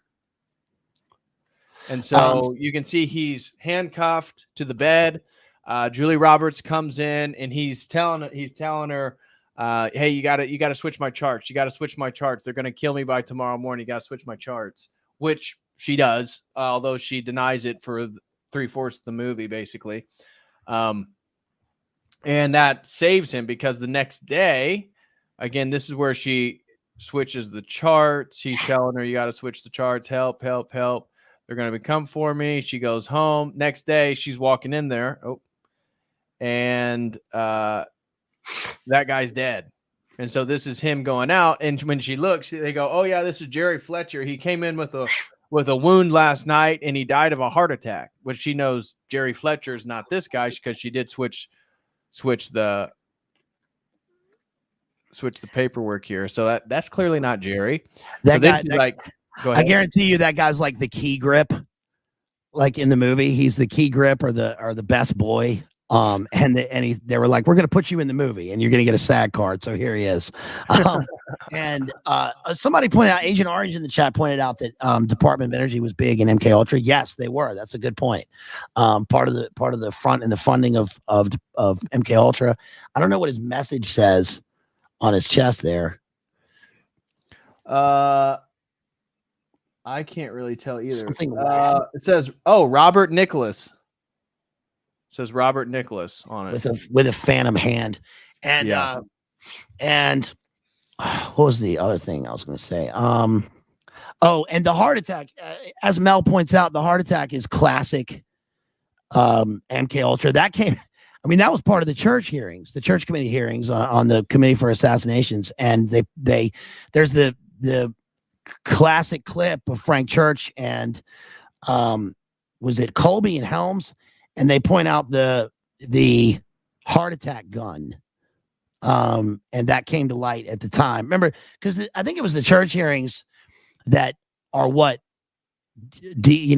revealed MK Ultra to the public in the first place. Right. Because they tried to get rid of the documents and but they didn't get them all. And there's the classic clip of Frank Church with the heart attack gun, which is, and he talks about, they shoot it behind the ear and you can't, and it's untraceable or whatever. Right. Which again, it seems like the perfect weapon that they're still using even today regarding various medical practices and everybody dying from strokes and heart attacks and myocarditis and stuff like that, blood clots. It's a perfect way to kill people because there's so many ways in which those could potentially happen that it's the perfect way out. Heart attacks and car crashes for assassination. Don't get a Clinton suicide. Right. And so this happens. And now Julia Roberts went from kind of thinking he's crazy, which is a theme in the movie. She kind of believes him. Then she thinks he's crazy. Then she'll believe him again. Right now, she thought he was kind of crazy yesterday, but she changed the forms. And now she sees that the guy is dead. They think that that's Jerry Fletcher, and the police officer's like, yeah, every intelligence agency you can think of, every three-letter agencies here, they need you to go down there and identify the body. And she's like, oh, okay, well, give me 1 minute. So she goes back into the room and talks to Jerry, and he's like, oh, man, thanks for switching the forms. I told you saved my life. And she tells him, look, all these agencies are downstairs. He's like, oh, okay, well, thanks. I got to get out of here. And she said, well, aren't you handcuffed? And he's like, yeah, I'll figure something out. And what he does is put tapioca pudding all over his face and pretend that he has a heart attack. Yeah. And so she leaves. She goes downstairs to identify the body. He comes up with a way to get out of that hospital, which he so she goes there to identify the body, and the guy there he says, oh, no, that's not Jerry. And it's Dr. Jonas. And he has a bandage on his nose, indicating again that maybe Jerry was telling the truth, that he bit the nose off the guy that was trying to program him. Right. And so it's midnight there in the background because clock strikes midnight. And the bad guy is revealed. Subtlety, yeah. Nice. And there's Richard Donner in the background. That's the director, who's also the Justice Department guy. To the left there. Oh, that's Richard Donner. Yeah, and the bandage on the nose is something that's been big ever since Chinatown, because Jack Nicholson, gets Roman Polanski is in the film. He directed the film, but he's in the film and he cuts his nose. And so Nicholson has to wear a bandage the rest of the movie. But again, it's like bite the nose off to spite the face. And when he turns around and he says, the dog bit it. Yeah. She's like, what? And he's like, I know you were going to ask. And so Jerry, he looks like he's having a heart attack, which allows him to break free there. He gets caught by one officer. He's getting ready to jump down the laundry chute again, the linen chute. And she comes and helps him out. She uncuffs him because now she believes him that something crazy is going on. She's not sure exactly what it is, but they're clearly after Jerry, and he's starting to make a little bit more sense to her. So she helps him out, unhandcuffs him. He drops down into here, and he dressed like a doctor to get out of the hospital. It's weird how the side rail guards for the hospital bed turn into a ladder in that instance, but he can't climb the ladder, and he's always making his way down like narrow passages in the movie. So again, it's like simulacrum. He's trying to make his way back to the truth and who he is, but he's constantly having to find these secret like ways out, and he descends in the building. And then here we get normal Patrick Stewart with his cup of coffee, who's the CIA psychiatrist, who, by the way, identify themselves as such when they get to the hospital, which is weird. I never see that. Yeah, great point. Yeah. And so he basically tells her that they're looking for Jerry, and she notices his ring. I remember she comments about his ring. She asks, why are you constantly making me repeat myself? So repetition is clearly something that is intentionally done for, again, programming. And so I picked up on that watching the movie. That's why Jerry hates when people ask him to repeat himself. She picks up on that and tells him that, and then he tries to get her to repeat herself. She's Alice, but she's a normal. Well, I don't know what his ring said there. That was interesting. It had to do with Harvard, like Veritas. Remember, it says truth, and I think it's like a Harvard ring. Of course. Yeah. See, it says Harvard, and then it's Veritas on it. Oh. His hospital room number. Did you catch his hospital room number? 322. It's a Skull and Bones. Oh, yeah. He's got a Skull and Bones room number as his room number at the hospital is 322. And it doesn't work on her because she's not a normie in this. She's a kind of outside we learn that she's a victim, right? But she doesn't play into his mind control tactics and tricks and his like subtle, his little devilish charm here of, conventionality. We're going to go have a cup of tea and I'm going to ask you questions. And she's like, no, I know what you're doing. So, this leads to, let me get back, hospital, combo, boom. So she goes back up to the room. That's when she sees the book Catcher in the Rye in his right there, in his stuff that, again, the CIA comes to confiscate. So they take all his belongings, and she sees that he wrote in the drawer Geronimo. He had his taxi keys, and he had this book Catcher in the Rye. And that was basically his personal belongings. So Geronimo, he's going to take the leap of faith. He takes the leap into the chute. And also Geronimo, remember what chat will know this too, the Geronimo was the keyword for mission accomplished with the Bin Laden. Right. Remember Geronimo? Yep. Good point. Here we find Mel Gibson in the back of the vehicle, her GMC Jimmy. And there he is. And kind of freaks her out, but he's been waiting on her because for him, she's the only one he can trust. Again, he's obsessed with her. He hasn't put together the whole connection with her father, him, but he clearly feels like she's the only one he can trust. They start driving around. Eventually, again, she's being followed by the FBI guy. She stops, gets him to have a conversation with her. Tells her, he's going to leave her alone until she has more information to share with him. And so now they're kind of safe. And then they go back to his place. And so now she's seeing like how come we had to go? We went upstairs, then we went downstairs, and then we went back upstairs to your apartment. And he says, well, I never enter my apartment the same way twice. Has a hidden key in the blinds there, opens up, and again, she sees like all the intricacies he goes through, how files yeah, everywhere. files and files and files Look at that everywhere. Rolodex, the 2 Rolodexes in the background. Oh, picture John Lennon right there. Assassination. So he's got John Lennon. So that's Mark David Chapman. I don't know what the book is to the left. Looks like a Malachi Martin book or something to the left. Covert Operations, Palmia sticker, Exposing the Myth, America's New Secret Government. What does that say? Robo critics take. Yeah, robo critics take flight. That's interesting. Yeah, so stuff everywhere. He forgets how to open one of them. She's just kind of walking around his apartment finding stuff. She notices the Catcher in the Rye. She notices his newsletter, Conspiracy Theory, which she says, oh, yeah. Basically, he's obsessed with it, but he only has 5 people that follow it. I forgot to mention with Catcher in the Rye that the title Catcher in the Rye comes from Robbie Burns, the Scottish poet. Comes from a poem of his.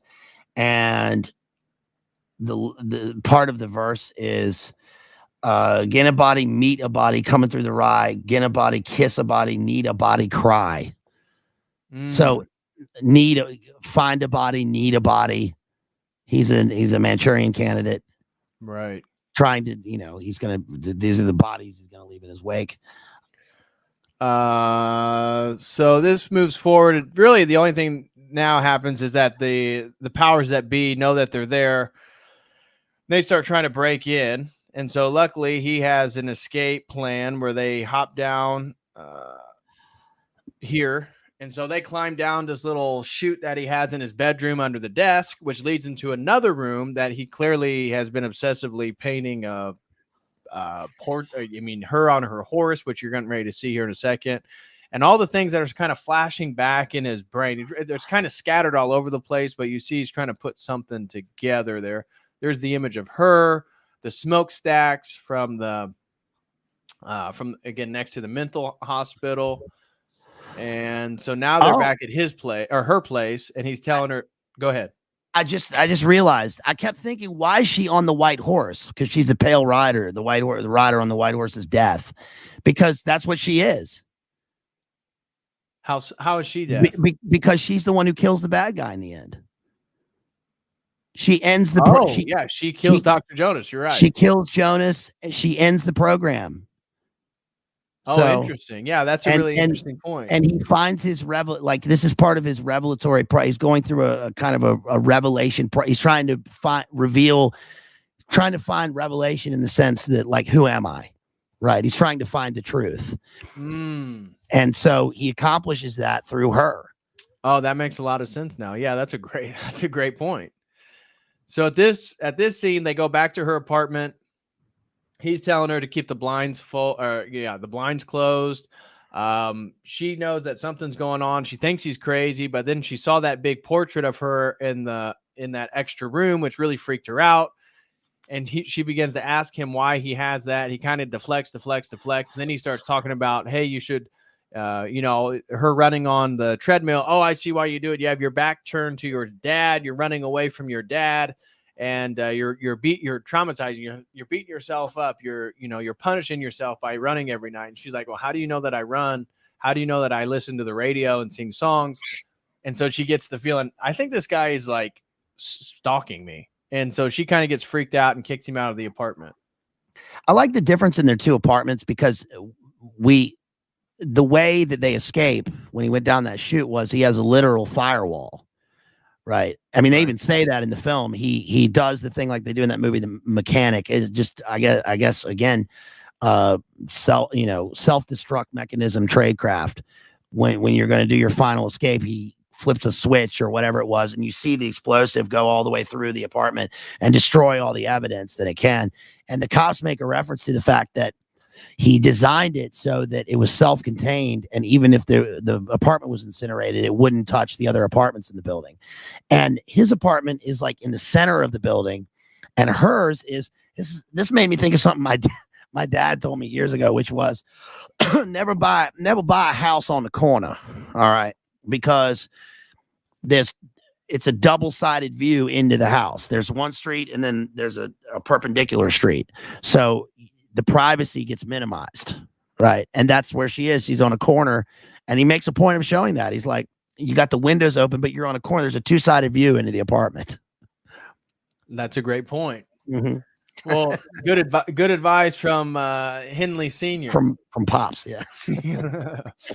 So she kicks him out. She's freaked out by him being a weirdo, and he just hops in and has a little talk with the FBI agents. One goes out for a leak. Then he talks with the black dude, ends up beating him, and then he goes and buys another copy of Catcher in the Rye, of which See the you eyes see that as soon as that's scanned, you see the intelligence agencies, Catcher in the Rye, IBSN, book sales says where it is. So they're scanning Manhattan, Brooklyn, scanning sales. You see they're on the computer screen, they're scanning for sales of the Catcher in the Rye to find where he is. Yes, they can't catch him to a credit card. He knows to use cash. And even the placement of the books, when he's looking for the book, there's eyes always watching him on the covers of the books. I like, by the way, when that part when they realize there's a tail, and he says, pull into the other lane. If the car follows you into the other lane, it's a legitimate tail because it's not a revolving tail. You can spot the tail. Right. And he says, lose him. And I like in this movie that instead of using her feminine wiles to seduce the guy, instead she's like, I can solve this. And she's calm. He pulls up. She uses her femininity to she's very soft and just truthful, right? And she's like, hey, what are you doing? And then the guy asks her out, and she's like, not now, good night. Right. And then the guy pulls off. Yeah, great point. So I thought this was phenomenal. Like you said, how would you track somebody in an age that isn't totally interconnected with like smartphones, where obviously they can track wherever I go. They can, that thing's flashing. It's been shown like every 5 seconds or something, your smartphone flashes and is taking like secret photos of you all the time. So in an age before this, well, what do? When they mind program somebody, as we said earlier, they just break their psyche and get them to have some obsessive compulsion to buy something, which they can track. In this book, it's The Catcher in the Rye, which, as you said, is really interesting because that actually connects with 2 other assassins that were probably in on the MK Ultra or were potentially subjects of. So now we see that the system knows where he's at. They're tracking him through purchasing the book. Now it makes sense why he's obsessed with buying the book. And then here they come, the black helicopters. He warned everybody about that. There's black helicopters everywhere, and most of the time they're on silent mode. You can't even see them coming until they're right up on you. Well, here is an instance of that being true. And then they start rappelling down all these people on motorcycles, and they're looking for him. He kind of gets stuck where he has to go into the movie theater, and they're watching. What was the movie? Lady Hawk. Lady Hawk. That's it. Yeah, great movie. Richard Donner movie. Great movie. Great synth soundtrack. Rutger Hauer, Michelle Pfeiffer. It's another Richard Donner movie. Yeah. Young Matthew Broderick. Lady Hawk's from 1984, I think. So it's funny that there would be this many people in the cinema watching Lady Hawk because this is 1997. But also, of course, he goes into the movie theater because that's where Lee Harvey Oswald, another Manchurian Candidate programmed monarch guy associated with it, at the very least, right, escaped and then was caught in the movie theater.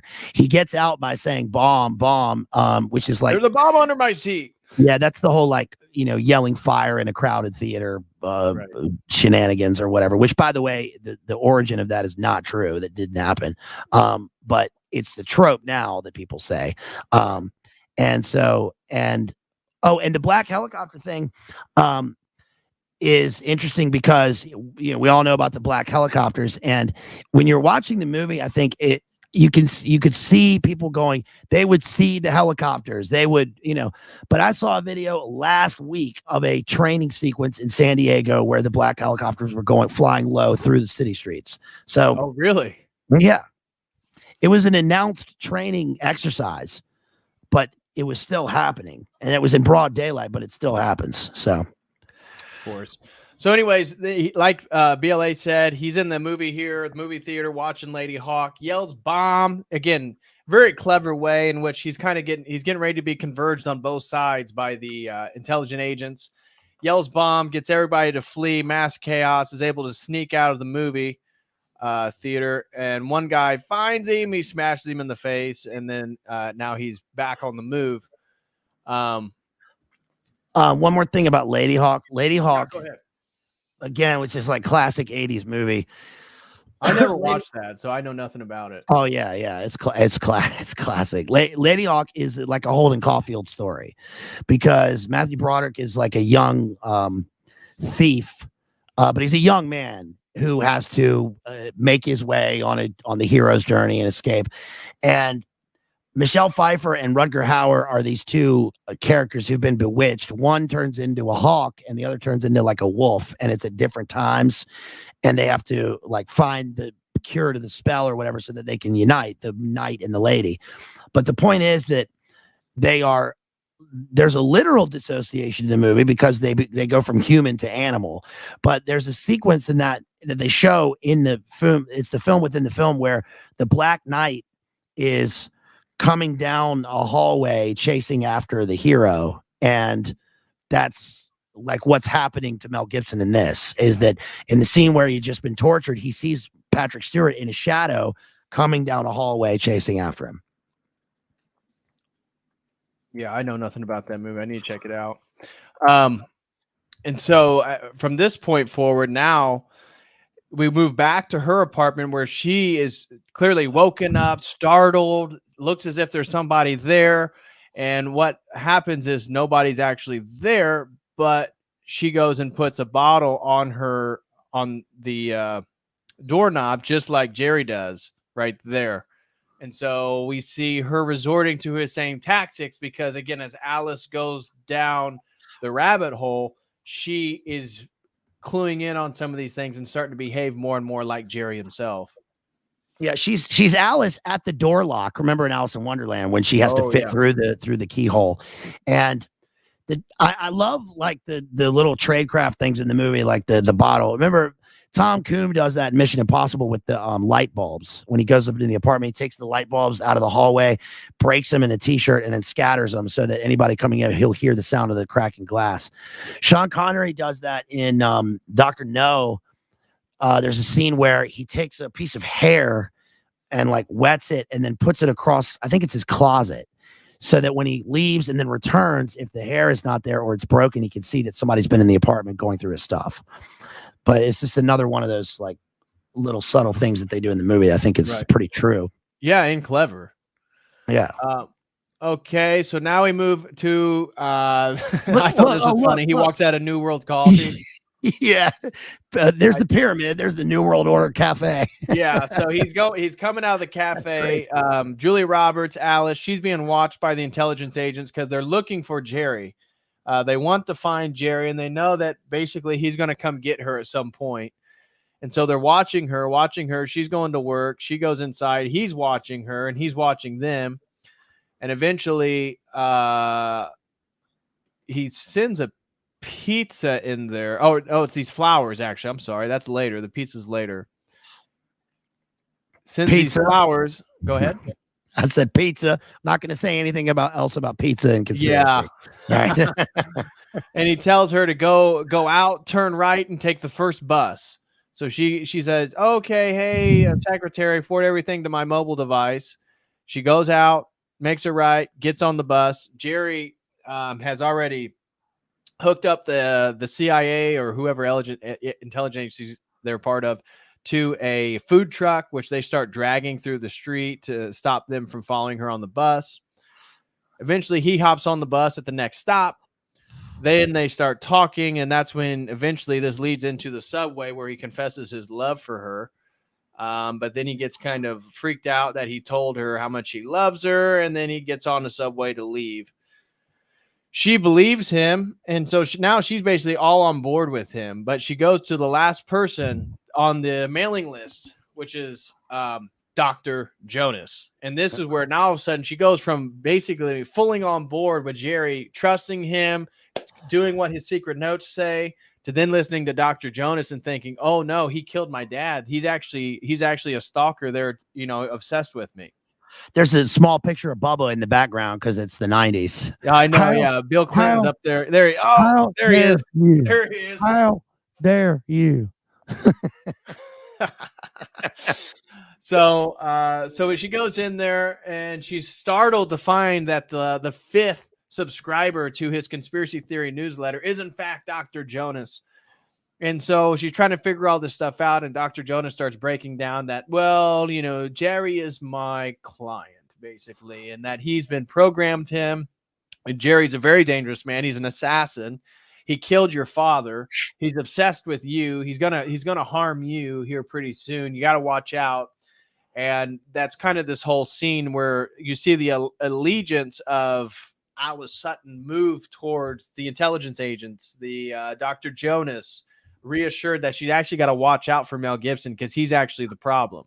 Yes, this is the where I think the movie takes a turn and gets really clever, because what they're doing here is they're showing you the psychological terrorism of what they can do. Because when they have a targeted individual or programmed assassin or whatever, part of the problem is that there's no need to go too far in trying to eliminate the person, because they can eliminate themselves in society simply by telling their story. It doesn't matter who they go to and tell the truth to. Nobody's going to believe them, and nobody's going to believe any of this. And when you look at it in a mirror, which is the whole thing with mirrors and the broken mirror, and he can't see the reflection, of himself, and it's a fractured mirror, and everything's warped. And in this, when you look at the events in a mirror, it's like, this guy was watching me. He knows where I live. He knows about my dad. He pointed a gun at these guys in the Justice Department. He escaped from a mental hospital. So everything he's saying here sounds legitimate, right?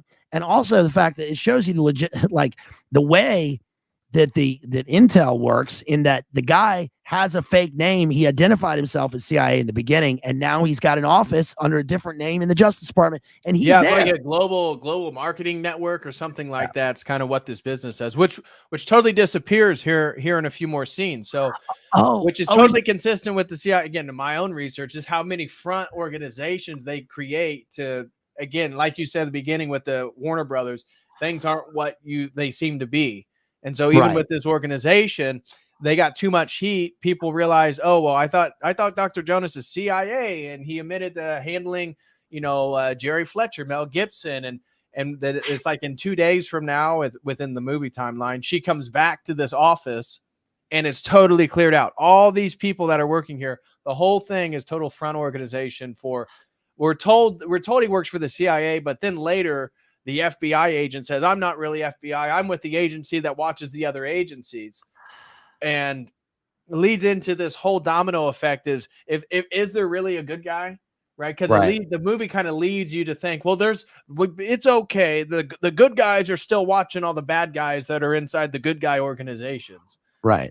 Watching them while they both work under the auspices of the same government, and the same thing was happening. And this guy is just. So I forgot his office. Yeah, like you said, is in this like global marketing thing, which is perfect for him because he's a psychiatrist and he works in psyops in the marketing conglomerate or whatever. Mel Gibson pointed out at the beginning of the movie the advertising elements that are inherent in conspiracy, which is drink milk, right? Eat the bugs, or whatever they say on the billboards, which is it's a imperative statement, right? It's telling you what to do. Right. And this guy works for the corporation. The corporation also is another name for the intelligence agencies. Right. So yeah, I just want to throw that for people as we click through here. It might be confusing, but this whole office, this whole organization, which looks like it's some global financial marketing corporation, totally disappears in the next day or two because he is compromised. One, he reveals himself to her, but also he's just too public now.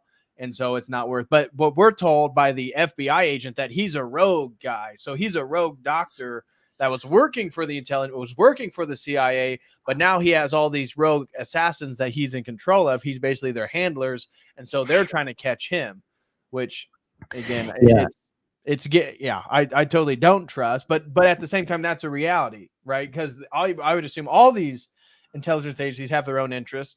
Many people are probably rogue within the intelligence agencies. I mean, anybody who's looked into, like Jay talks about, or even my research, double agents everywhere. So even within these intelligence agencies, whether it be the KGB or the US or MI5 or whoever, double agents are everywhere. So the idea that there could be rogue actors within these, that's totally believable. The idea that there's a good guy agency looking over all these other agencies, that's phony baloney. Or that they have any kind of national allegiance. Every spy movie is about the double agent. I just watched Living Daylights and GoldenEye, which are both about the rogue agent, right? The so-called rogue agent, or Kim Philby, or any of the real life situations. Also, Patrick Stewart right there looks a lot like, I wonder if that was an accident, that he's got the same glasses as William Colby, the CIA guy. Looks exactly like right there. That's true. I'm sure that was no accident. Dude, Julia Roberts looked good in this movie. I'll give her that. She does. She's very pretty in this. That brown hair and her brown eyes. Her attitude. Her attitude is really becoming in this too. Yes. Like I really like character. Yeah. So, anyways, after this point, now she's totally questioned. You can see her terrified. Oh my gosh! What does he do? He shows that there's a photo that only her and her dad had of her and her dad with her horse. The only other copy was in her dad's wallet, which this Dr. Jonas says, "Oh, look, you see, Jerry Fletcher, he killed your dad, and he took this off the body, and we found it inside his lockbox inside his house or his apartment when we came and crashed in." And so now she's totally convinced, oh my gosh, Jerry killed my dad. And so what is that? Did we do another analysis where we talked about the name Fletcher? Was it Fletcher? What's the in the etymology of Fletcher, like a trapping something? What's a Fletcher? Let me pull something trapping something, or something trapped. I forget what it is. What was the other thing I was going to say? The marketing. Here's my etymology website. I'm sure it's Anglo-Saxon. It's got to be. Yeah. Arrow maker. So Fletcher is an arrow maker, a surname attested from 1203, Old French, maker of arrows, which is probably from the Frankish or Proto-Germanic. Yeah. So it's related to Plu. It forms all part of Fletcher, Fledge, Flee, Fleet, Swift, Sweet, groups of ships under one command, fleet to float. So yeah. Fletch hit flethers to quote an arrow, 1650s variant of fledge, and since a fit an arrow with feathers altered by influence of Fletcher. It came up in another analysis I did. I forget which character was Fletcher. Maybe it was in the not in the Underground Man. It was in something. There's Old Church Slavonic. Yeah, but it's a Germanic Anglo-Saxon word, and I mean Chevy Chase Fletch, right? Trying to solve the mystery. Right. Yep. Fletcher, maker of arrows or things that are. So I like this one that here, altered by influence of Fletcher. Right. Fit to the arrow. That totally fits. I mean, he's an assassin. Right. No. And he also's altering the trajectory of things within the movie itself. Okay. So here's now they're at Comet Pink. Never mind, I can't say that. They're eating the pizza. And there was a note inside. So what he's getting ready to do is, you can see Dr. Jonas. There was a pizza ordered for Alice Sutton, but they said we didn't order a pizza, and so he knew immediately that Jerry had ordered something to send a message. Opens it. There's a note inside to tell her where to go and where to meet him at. And he tells her to bring the pizza. What they do is they bug the pizza so that they can then track him. Again, certainly some allusions to entrapping people through pizza, potentially, how they can track others. The booby trap others with pizza. If you guys, there's a ping pong table in the other room. No, that's terrible. But So anyways, they bug the pizza. She takes it and gets picked up by Fletcher right here. So now they can hear all the conversations going on. She's convinced that Fletcher tried to kill her dad, or did kill her dad, actually. So they got all the agents are then following in pursuit. he's like, "Oh man, this is great pizza. You got to try some." She's real nervous. And he is totally calm, and you can tell that he's like, feels like he's getting ready to save her right now. He's going to take her. Well, what we find out is back to the horse stables that her and her dad spent time in. This is back in the place where we find out where her dad was actually killed by other agents, assassins from Dr. Jonas. And he has a really clever way to get out of this whole thing too, is by stopping on the bridge. That was a really clever move. Yeah. So they're moving, and he knows that they're being tracked. He doesn't know that they are tracking in that box, but he suspects so. So he stops the car in traffic, hops over the median there, and gets in a car that he has set up on the other side that looks like it's being worked on.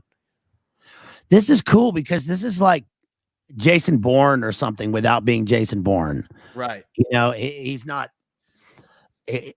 like there's a car chase and he's got all this stuff stashed and he has this tradecraft, but like he's a boy going through it. He's not. That's why he's got the pizza, by the way, and not the Comet thing, but the boyish, like, he told her to bring the pizza because he wanted a piece of pizza, which is like, that's like a Holden Caulfield thing to do. Right. Oh, great point. Yeah, and at the same time, he is a sort of born agent because he is an MK Ultra assassin. So it's like he's somebody who is like fledglingly an adolescent, but at the same time, somebody incredibly trained and knowledgeable. And so that's where, again, that conspiracy mind, that sort of manic personality he has, is a mixture of his inability to know who he is, but also mixed in with all these sort of skills and knowings that most people, subtle knowings about what to do here that other people aren't going to be privy to at all. Genghis Khan says he wants some pizza now. Well, I hope that's real pizza, bub. So he wants a real New York pizza. So here we go. They hop into this car, and now there's nobody tracking. And she's like, "Oh, should we grab the pizza? Oh no, forget the pizza. Let's go." And so she's worried that something's going to happen. Now they no longer can track him. They don't know where he is. He's in like the Buick Riviera driving off. And now they're on their way. Go ahead. Her name, by the way, is Alice Sutton. We know the Alice part, but I was thinking, what's the etymology of Sutton? And I think when I think Sutton Hoo, which is a Viking hoard, a treasure trove that they found in, was it Denmark? I talked about it in my Beowulf, and I did a Beowulf stream and then a Anglo-Saxon poet stream. But Sutton, it means is southern. It comes from southern. It's like southern farm. And where do they end up? And where does she live? In Connecticut, on a farm. So great point. So they're heading to Connecticut. They're heading to the horse stables, and she then calls the intelligence agency so they can track her through her cell phone. And she regrets doing that later, but this is how they end up tracking. So they eventually make it. They're having a conversation. He's letting her know everything, that's going on, and that he's trying to remember all this stuff. And he's saying that the music's getting louder. And so he has like this weird, I don't know, phenomenological experience. You can't, at least I couldn't, maybe you can speak to it, if this was a metaphor for the music or really he's hearing like music in his head as he's getting closer and closer. But he talks about how the music's really loud here. So he's being able to put everything together. And now they're back at these horse stables that she grew up using with her father. And he's trying to put it, and things are starting to slowly come back to him. He's kind of figuring it all out. And then she starts beating the crap out of him because she says, "You killed my dad." And he's not sure if he did or not. But he's like forces himself to remember. And then he comes to the conclusion that, "No, I didn't. I didn't kill your dad. I was trained to go kill your father. But when I went to go kill him, I saw you. And I was, in love with you. But then I eventually befriended your dad. We became friends. We hung out. And then he told me to take care of you. And so now we understand this whole weird relationship, why he's constantly stalking her and knows everything about her and what she's doing. Yeah. And then she finally believes him. So after he says all this, she's like back on his side, not on Dr. Jonas's side, but it's too late. She's already called and they've already tracked where they're at. The music is interesting because I think the music thing is both a metaphor because the music's getting louder, he's singing, right? And because it's a metaphor for his programming, which is frequencies, right? We already saw that he was tortured with high frequency noise, and that the frequency will play a part, like in the programmed coded message of the programmed assassin, right? Where you get the keywords and the keyword sequence that programs you in the like classic films, which is true in the sense like with Catcher in the Rye and Estabrook and Orn, that like music plays a role in this. There's actually a video online. You can I think it's still up, of Martin Orn. I don't know where it's from or what it's supposed to be. I can't believe that I've seen this, but it's Martin Orn, and he's talking about I think it's Martin Orn. It might be Estabrook, but he's talking about I can get anybody to do anything in 30 minutes, right? And he's got these two women with him, and it's a auto sensory hypnosis, and he tells her reach into this pit and grab the ball, right? And she reaches in, grabs the ball, and then he changes the ball for a snake. There's a rattlesnake. And he says, reach in and grab the ball. And she reaches in and grabs the snake. And then there's the thing with he gets her to pick up the gun and shoot the gun. And I know that from the Search for the Manchurian Candidate, and I think it's in the Devil's Chessboard, they talk about when they were starting MK Ultra and they tested it on the secretary at the agency, and they got her to pick up a gun and fire the gun, and the gun had blanks, but that was part of the demonstration that Sidney Gottlieb, who was the head of the chemical division, said that he could get anybody to do this. So I think that he's following the frequency back to the place. And the reason that she believes, and this is another great thing about the script, it's a little subtle thing. The reason that she believes him is because he says, I met your dad, he made great coffee, right? And she's like, and later she says, like, he did. It's just a little thing. Yeah. That she realizes he's telling the truth. He really did know him.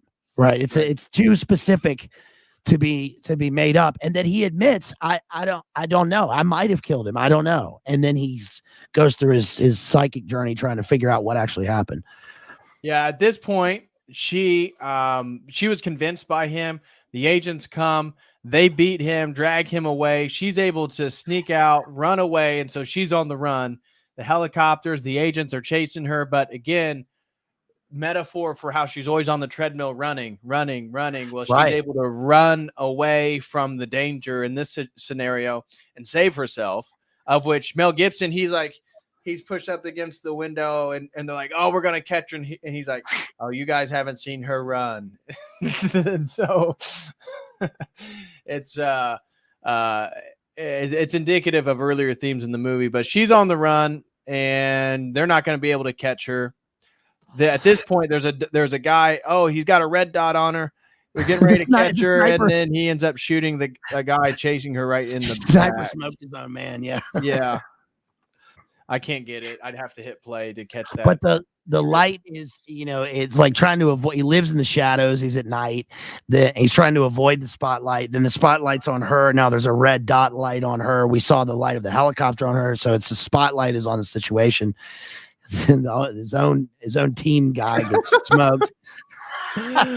Oh my gosh. Toledo says, well, she right. Next up, Hollywood. Oh, that's hilarious. Shout out to you, Toledo. That's a good one. All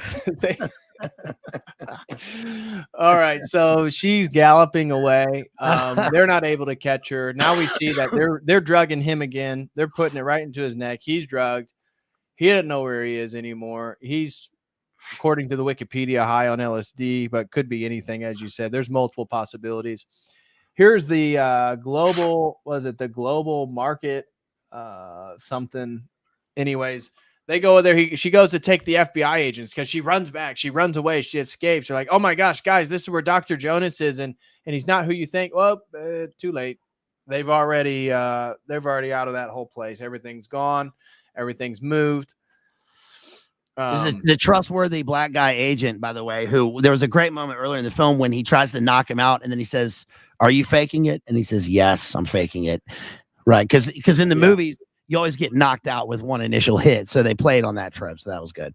But it made you trust this guy. Tristan makes a great point. How are you going to sleep when you're high on LSD? Very good point. Anybody who's taking LSD, you don't get sleepy, that's for sure. But nonetheless, like you said, there's a whole handful of substances that could be inside that syringe. It was far out, man. I took LSD and then I went to sleep. I saw some things, man, and some stuff. Okay, so they were like, okay, what's going on here? And that's when she pulls a gun out on him. She's not convinced, and he's like, oh, don't worry, yeah, I'm not an FBI agent. I work for the agencies that watches the agencies. Okay, bullshit. Right. But then she gives him a little karate chop too, and she knocks him out. So what? Right. So what? I mean, what is he? Is he DIA? Is he NSA?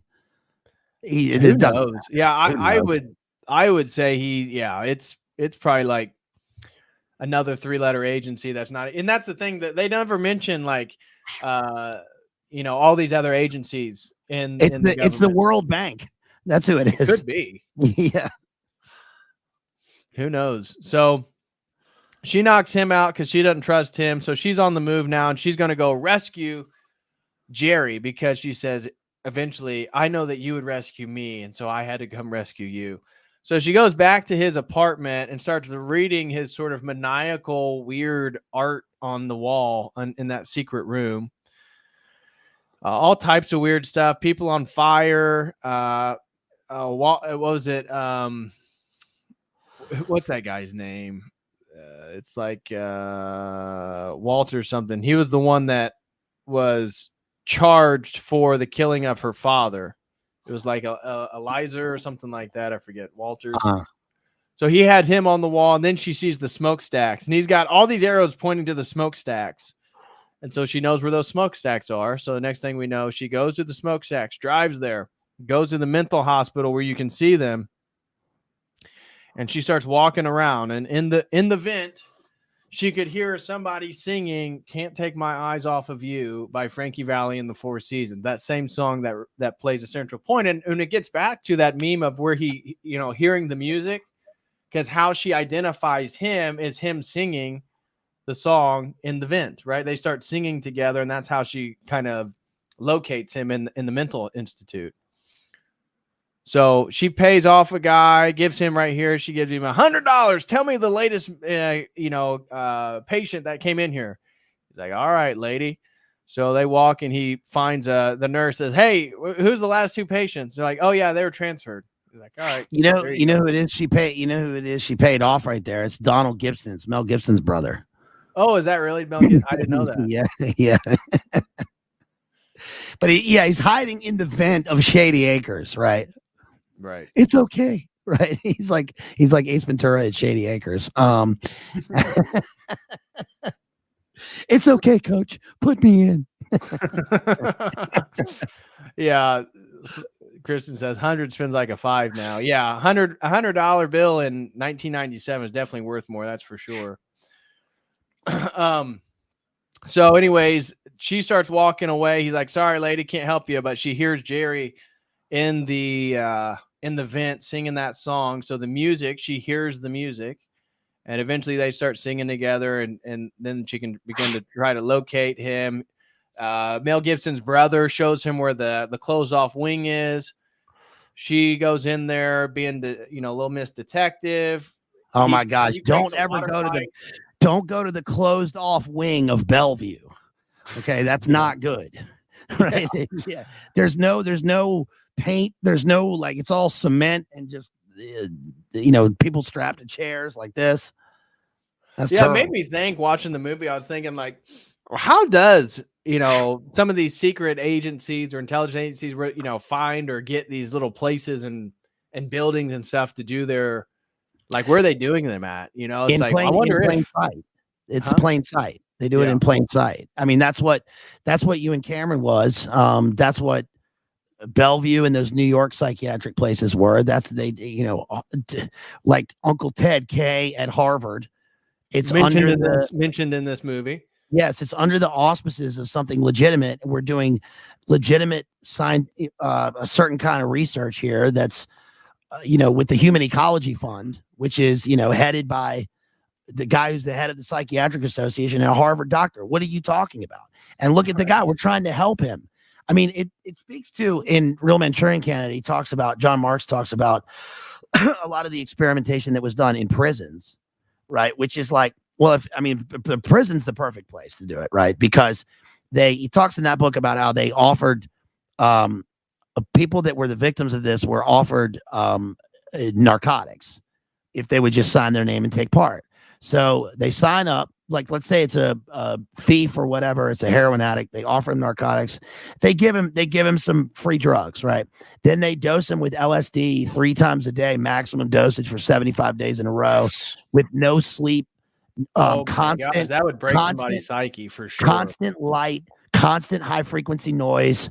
And then you introduce Mengele and trauma bonding and make them like, that's what Mengele did, which was he figured out that breaking a victim, breaking somebody, you were trying to figure out where are the troop movements, where's the resistance. You don't have to, hold them under water and do all this stuff. They would just do that for a few days, make sure their mind was a little warped, and then bring in a loved one and do something terrible to them in front of them. Their mind breaks. They regress. He goes into a mental defense mechanism where you dissociate and you either program them like this, like he did with this guy, or completely break them. So, bringing a schizo into Bellevue, we're trying to help this guy. That's what they're going to say, right? But they made him that way, right? They did it to him. So have you heard about, again, some of my research into mind programming and stuff like that? Have you read anything about the use of orgasm and, again, programming people? So again, doing traumatic things, breaking their psyche, like you said, taking LSD, keeping the lights on, high frequency. But then once they've sort of broke the psyche, some of my research is that they can put you in like a perpetual state of orgasm. And it's also, they'll hypnotize you, put a perpetual state of orgasm. That's when they'll begin to program, because the sort of Pavlovian relationship with that high intensive pleasure will then ingrain whatever the message is. So they could put people like with headphones on, put them in a state of orgasm for like 10, 15 minutes, where the same message is just repeated over and over and over. This is after, this person's totally delirious, broken psyche, doesn't know who they are, probably returned back to a childlike state. Are you familiar with that? Have you read about the use of like the sex energy and orgasm and stuff? Yeah. Mind programming? Yeah. And it ties into, in an esoteric sense, stuff like, a Crowleyan thing. Right. Right. But not up to, kind of tied in with that, but not beyond it, is what, the two people said in the hearing, the two women said in the hearing that Dr. Green did to them, which was part of the Monarch programming, that there's a psychosexual trauma that occurs, and the mind is flooded with the energy relating to such things. And that's part of the key to the dissociation. So that it's like the feeling of being in the dissociated state is a completely different person, and there's a sense of high to it, mixed with drugs, horrible sex things, and especially in like, I don't want to say too much, because even that's a little too far in terms of the terms, but yeah, I think that John Marks sort of hints on that, but a lot of the other books will talk about that there's clearly a psychosexual element. Right. And that's why it's no secret. And Rachel wrote a whole article on her Substack on some of this hypno porn, hypno-fem porn and stuff like that, is that the porn itself, pornography itself, is a way to program you. And this is one of the things, the access to, to corn. I've heard some people not wanting to say that word to trigger, but fetishizes certain things and gets people to dive deeper and deeper and deeper, having to take it a little bit more extreme, more extreme, more extreme. But all of a sudden you've programmed somebody or altered somebody's sexuality due to this sort of suggestibility during orgasm. So like, what are you? I mean, even doing sigil magic, for example, one of the ways that you can charge a symbol, a magical symbol of like a desire, once you've created it, is to masturbate. And when you're getting ready to have an orgasm, to stare at it. So even magic, occult magic, chaos magic utilizes this idea that the corpus callosum, which connects the hemispheres of your brain, it like activates during orgasm. So there is no left brain orgasm or right brain orgasm. It's a full brain activity once you're in that state. And that's why you're so suggestible, and why even then the powers that be would be very interested in us like being programmed through the pornography we watch. Because as soon as you get off to whatever you're looking at, you can be programmed by whatever it is that you're looking at. Yeah. But John Marks talks about the Fritz Springmeier MK Beta sex kitten, right? Which is part of that. And what is it? Operation Midnight Climax in San Francisco. But that's a blackmail operation. Right. But the RAPE that occurs in trauma bonding is certainly part of that. And he also goes into, you know, the variations of the sub projects. And I think MK Naomi and MK Often are tied into that, which is like the use of, because they got Sybil Leek as a consultant on that. Sybil Leek was a witch and occultist who tied in the psychosexual element to the programming in MK Ultra. And Mel Gibson is, I guess he's an MK Delta is a super soldier, and that's kind of what he is. He doesn't seem like one. The MK Omega is the self-destructive assassin. The MK Delta, the Beta is the sex kitten. I guess the MK Alpha is the programmed assassin. Maybe that's just what he is. It's a weird angle with his head right there. That's crazy. Yeah, that doesn't look comfortable, but neither would being wet and handcuffed and drugged. Right. So now we find Alice Sutton, Julia Roberts is able to find where he is. Of course, there's water everywhere. And as soon as she walks in there, other people, you know, realize, why is there all this water? So they pounce in, and here comes Dr. Jonas and the others. So he basically throws her off to the side immediately. She's supposedly knocked out. He takes care of her. And then Mel Gibson is going after Dr. Jonas, trying to drown him, of which Jonas pulls, of course, the little secret pistol right next to the ankle, shoots twice, shoots Mel Gibson in the chest. And then Julia comes over here with her Glock and lays out 11 bullets into Dr. Jonas. He is officially done-do. Yes. And so this leads then to all the heroic, the agencies that's watching the agencies shows up and, you know, tells all the bad guys to freeze. Right. So, right. Clearly 1997, right? Because post Big Nine, even the local, you know, podunk sheriff is armed to the teeth. Right. And these guys are still walking. They're still walking around in like trench coats in this, like in the visible, you know, the Tahoe, like with the binoculars. And this would be a full on, you know, paramilitary exercise. Right. Now. So anyways, she basically tells him right here that she loves him. So this is a big point in the movie. Obviously, he's obsessed with her. And he's rescued her life from a mugging. He's been rescuing her in certain ways. Now she rescues him. She tells him that she loves him. And of course, he's getting ready to die. And so then they have to get him on a plane immediately. She's yelling, "Somebody help us." He's still basically doing the Joe Biden sniff. Because he's like cuddling up tight to her. She's ugly crying right here, but it's all right because she's good in this. Yeah. And she did in the barn, by the way. The thing that kind of the climax of the movie is the kiss, because she did kiss him. Right. And you know, the clock struck midnight earlier before, and that sort of releases him in a way to figure out, this is my mission. This is what I'm here to do. And now that he's solved that he's been there before, he knows her dad. He realizes all the events that happened. So he's gotten to the center of the maze and then is kind of cured with a kiss. And then she ends up saving him and being the white horse, you know, the pale rider, killing the bad guy. And so she's freaking out. He's dying right there. They get him on a plane. And he's constantly descending in the movie. Now I get it. He's constantly descending in the movie through like various passages. Now he's ascending.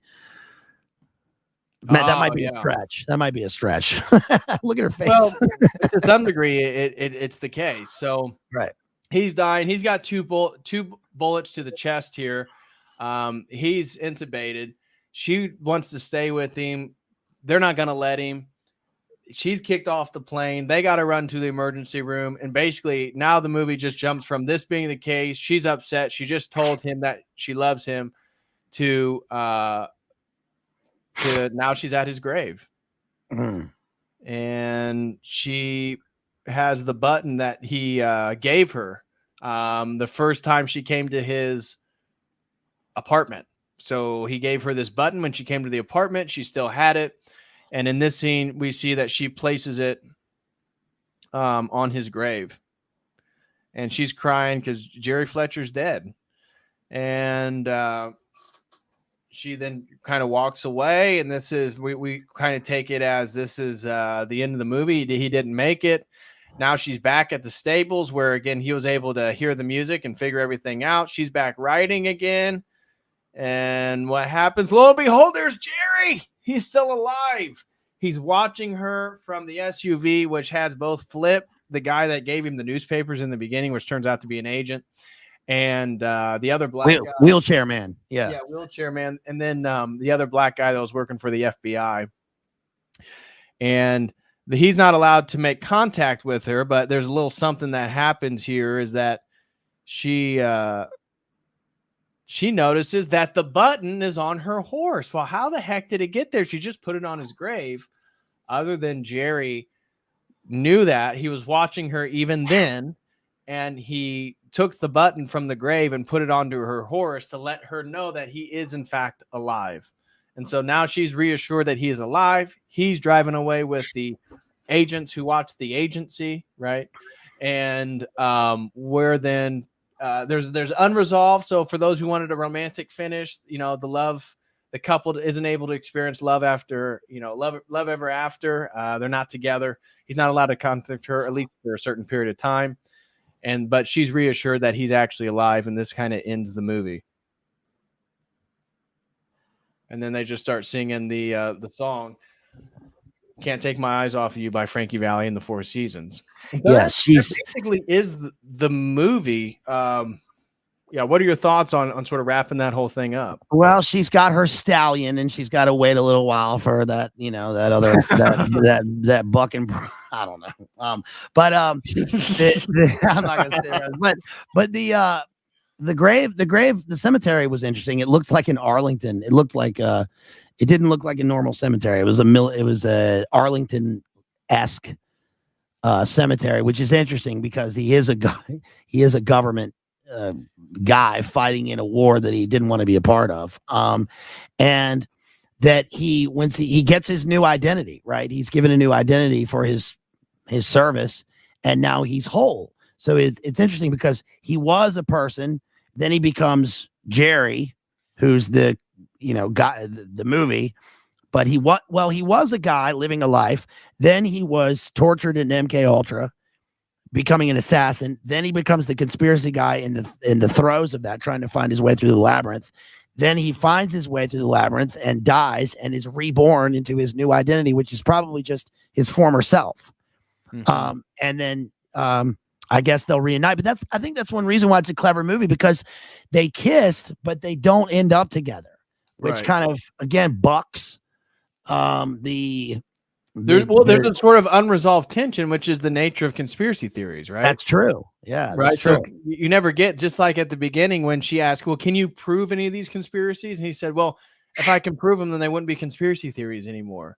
That's the nature that they're conspiracies because they're done by people in power that have the power, and they prevent us from being able to prove them. Right. So in a way, I kind of connected with the unresolved tension with their romantic relationship is tied with the unresolved tension with really all conspiracy theories. And like, that's true.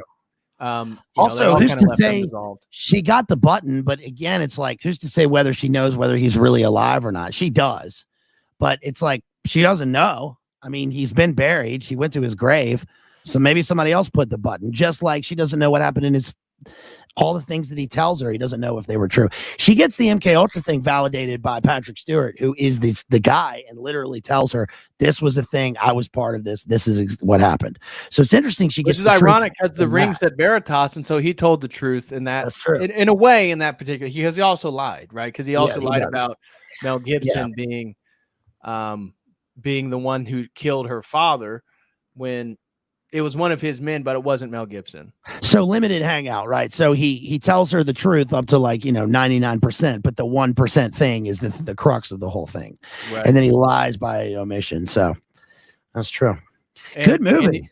Great movie. And it's from Harvard, right? So we see Skull and Bones association with Yale, Harvard, Ivy League institutions, big high, families, big money families. Yeah, the old boy network. He was part of that whole Yale thing. Well, he was probably a closet he hung out at places like Flutie's, Nell's, remember that American Psycho? Because Bateman goes to Harvard, and he's talking about Paul Allen who went to Yale, right? Right. So that was good. Well, we have a few super chats here. Again, thank you, brother, for hopping on here. Everybody go subscribe to Bazed Lit Analyzer. Again, his @ is in the title. All you have to do is click his name. It takes you straight to his YouTube channel. His link is also in the video description. Make sure you go give our brother a follow, a sub, support his work. He does great work. And so first super chat comes from Dr. Vagisil, threw in $1 and says, always great to have Buzz Lightyear doing movie analysis together with Posca coming up. 10 Commandments or the Disney version analysis would be great to listen to at some point in the future. I'm not familiar with 10 Commandments or the Disney version. There's an animated version, but it's not Disney. I think it's DreamWorks. It's Val Kilmer as Moses. No, but okay, yeah. I guess you're Buzz Lightyear. I don't want to be Buzz Lightyear. He's the Skittles guy. I'm Aladdin. How about that? Because I like Aladdin. Aladdin's good, man. What were your favorite Disney movies when you were a kid? My favorite Aladdin Disney and Jungle movie Book were mine. Mine were Robin Hood, and Aladdin. I mean, Aladdin came out when I was like Robin Hood 10. was a good one. Aladdin. I was always a huge fan of Jungle Book. Even the live action they did with who was it? Bruce Lee's son? Who was the guy that played Mowgli? I forget. I like The Sword and the Stone. That one's cool because it's about King Arthur and Merlin. But Aladdin came out at a time when I remember seeing it with my dad and my sister, and I remember it was the first Disney movie that had like computer animation in it. And I was watching it, and I remember saying in the theater, because he's on the magic carpet and he's going through, he's trying to escape. And I remember going, that's fake. That's not real. Right. But it was, and they were like, it's animated. None of it's real. And I'm like, wow. So, but it was still my favorite. I love Aladdin. It was Jason Scott Lee who was Mowgli. So not his son. Yeah, Jason Lee. No, Brandon Lee was his son. Yeah, Brandon. That's what I'm saying. It's not his son, but it was Jason Scott Lee who played Mowgli in the Jungle Book. That's the best version of that. I would recommend people. Brandon Lee died in The Crow. Yeah, The Crow. Yeah. Which was a pretty good movie. Yeah. So thank you, Dr. Badge. So he also threw in $2 and says, what would be some of the top 3 funniest movies you guys have seen? Top 3 funniest movies I have seen. Dude, easy. Blazing Saddles, Caddyshack, Tropic Thunder. Well, Caddyshack was in there for me. I could see Blazing Saddles being in there. What was the third one you said? Tropic Thunder. Tropic Thunder's great. 2008. That's a good one too. I haven't seen Tropic Thunder in a minute. Yeah, because like I mentioned at the beginning that Tom Cruise is Les Grossman based on Joel Silver, the producer. That's a great movie. It's a great satire. Oh yeah. Now, I need to rewatch Tropic Thunder. I haven't seen that one in a minute. I know back in the day, I used to be obsessed with like the the Will Ferrell movies. Mhm. And I recently went back and like I think it was just a couple years ago. I watched like Anchorman, and it Yeah. didn't make me laugh. It was Yeah, like it doesn't. everything just felt so. Like I It remember in high yeah. school and like early college years, that was hilarious. Like It all was the old yeah. school and Talladega Nights and all. It just wasn't funny. Yeah, so it's totally dated. Step Brothers is still good. That's still a Step good movie. Brothers, yeah. Step Brothers is good. Yeah. But Blazing Saddles and Caddyshack. Caddyshack was the first one that came to my mind. I did a Caddyshack analysis on my channel. If you want to see Go that, check it out, guys. Click his name in the title. Go straight to his name and give him a sub. Tropic Thunder is Robert Downey Jr. Never go full. Yeah. And I haven't seen that in such a long time. Yeah. I remember when it first came out, I watched it in theaters, and I watched it at a friend's house on like their home theater, but I haven't seen it since then. It's been forever. Survive. That's what he says. Thank you so much, Dr. Vagisil. He throws in another super chat for $3 and says, with Hollywood running out of ideas, I can't wait for the all Asian remake of The Color Purple. Oh boy. I'm not going to touch that one. Okay. Young Frankenstein. That's a classic movie because it's Gene Wilder. I got his book up there. Gene Wilder went to my drama school, even though he's American. Well, I'm American too, but he went to my Young Frankenstein is good. Blazing Saddles is amazing. What in the wide world of sports is going on here? Yeah, that's a great movie. Blazing Saddles is a classic. Yeah. The funniest movie I've ever seen is just a stand-up movie. It's Martin Lawrence, You So Crazy. I've seen it a million times, and it's still the funniest thing I've ever seen. It's amazing. You So Crazy. I gotta write that down. That may be what I watch tonight.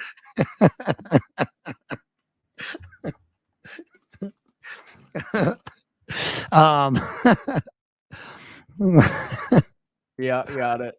It's hard to make Hollywood doesn't do many comedies because it's so hard to shouts out to Rough Hands out there, who's a new member. Shout out to Rough Hands for becoming a YouTube member. God bless you, Rough Hands. Thank you so much, man. Yes. Really appreciate the support, and welcome to the COTEL crew. Enjoy all the original emojis. Thank you so much, brother. I really, really appreciate it. Lily Von Stupp is excellent. Madeline Kahn says Rachel. She's great in Blazing Saddles. She was nominated for an Oscar for Young Frankenstein. She's great. And Mel Brooks is amazing. But yeah, it's hard to make a comedy in Hollywood because it's so much cheaper and easier to make, for instance, a horror movie or something, that's rehashed from earlier movies. That's why Disney is just making live action versions of animated movies. They already have a template. And comedies are because when you're filming a comedy, you have to play it truthfully and straight. And so the jokes, I think oftentimes for one reason, they find that when they're making the jokes, if they don't hit the second time in a take, that it's not going to work. And that's probably true. It's so much harder to make comedy last and not get dated. Right. So thank you so much, Rough Hands. And then Amptown 1 throws in $3 and says, shout out for The Sword in the Stone. Yeah. It's a great movie. I don't know if I've watched The Sword in the Stone. I cannot recall that at all right now. Yeah, it's a Disney movie about young Arthur, and Merlin yes. I think I have seen that once when I was a kid. What's the owl's name? He's got a pet owl in it. Now I got to look it up. He's got a pet owl that I always liked. That's such a weird thing to look up. Yeah, I haven't seen The Sword in the Stone. I don't know if I do recall Merlin though in the Disney version, and the King Arthur thing, but I have not seen that one in a long time. And then just to run through some of the YouTube super chats real quick. Shout out to Petra Garde for $5. Says finally got to catch up on a live stream, man. Thank you for the streams you make. I've listened to so many of your streams while at the gym. God bless. Well, God bless you, brother. Special shout out to our beloved Genghis Khan for the $9.99 super chat. No comment. Shout out to Alberta Traficante for $5. Says Mel's character is based on a character study of a real person that Mel's family knew well. And then go ahead. Well, T.H. White wrote The Sword and Stone. It's also a good book. I love Arthurian stuff because I've got a whole cabinet over here of Arthurian stuff. And so I like that. But the owl's name is Archimedes. Okay. That's a great name for a pet bird. Lady Hawk. Hey, that ties into the stream because we talked about the film Lady Hawk. That's true. That was the film in the theater. Yeah, there you go. Then we had a few testing super chats. I want to thank you guys all very much. Amtown1 threw in $2 at check. It was indeed working. Shout out to her being a member as well. God bless you, sister. Lovely to see you at church today. Also, the new Cooler Will Smith member threw in $5. Testing, check. It was working as well. God bless you. And of course, our sister Kristen Slowboy Whiteboard said, yep, checking $2. She's also a YouTube member. And Thomas Henderson threw in 220 Canadian, said testing the super chat. Yep, it's going through. And that looks like that does all the super chat. So I just want to thank everybody for sending those in. Again, go subscribe to Bazed Lit Analyzer. If you have not, you need to. You're missing out. He does incredible research. Your recall, your literature library, your literary library and recall is phenomenal. So thank you. Appreciate it, homeboy. Thank you so much. Yes. Thank you so much for having me. Somebody in the chat, Excalibur, the movie from England is a great movie. That is a great movie. It's John Boorman. That was Patrick Stewart's first movie. That's a great movie. It also has Wagner does the sound. They used Wagner as the soundtrack in that movie. It's just fantastic. Tatiana throws in $2, says, I'm late, guys. God bless. Well, God bless you, sister. Really appreciate the super chat. Also a member here on YouTube. Yeah, I didn't mean to. Can I do a shameless self plug here?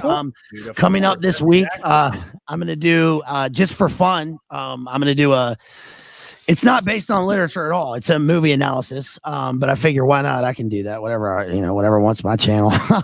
So I'm gonna do an analysis of space lizard movies. So do you know the secret space lizard hand sign? I do not. I'm doing Enemy Mine, The Last Starfighter. Those are two 80s movies about space lizard aliens that have kind of geopolitical esoteric themes.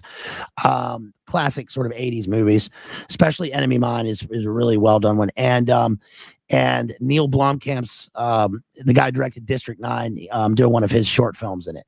And then also coming up, I have a bunch of other literary streams that we're going to do coming up. So please go to my channel, Bazed Lit Analyzer. Please hit that sub button. I'm trying to get up to 2,000.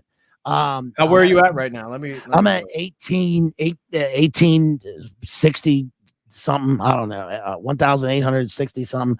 But I've been plateaued there for a while. So I'm trying to, guys. I'm trying to get up to 1.86 right now. Yeah.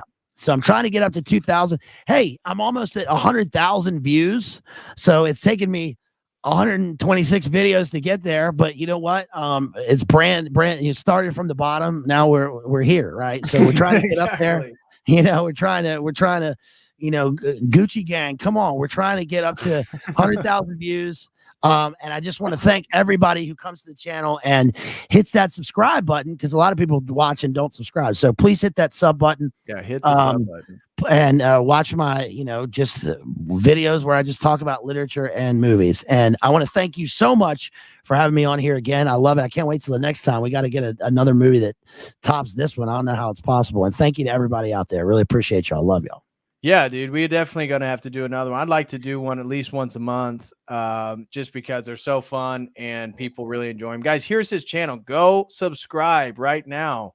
Again, he's got tons of great content. You scroll through here. He's always putting out high quality stuff. And again, just like myself, look at these time, 3 hours and 35 seconds, 2 hours and 19 minutes, 2 hours and 57 minutes, 1 hour and 50. These are all in depth. The picture of Dorian, dude. The picture of Dorian Gray. I've not watched that one.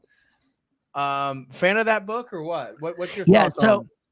So that one was actually I did Dorian Gray, and then talked about, because it's about art and about it's about soul selling. Yeah, those are selling your aesthetics. Soul. Yeah.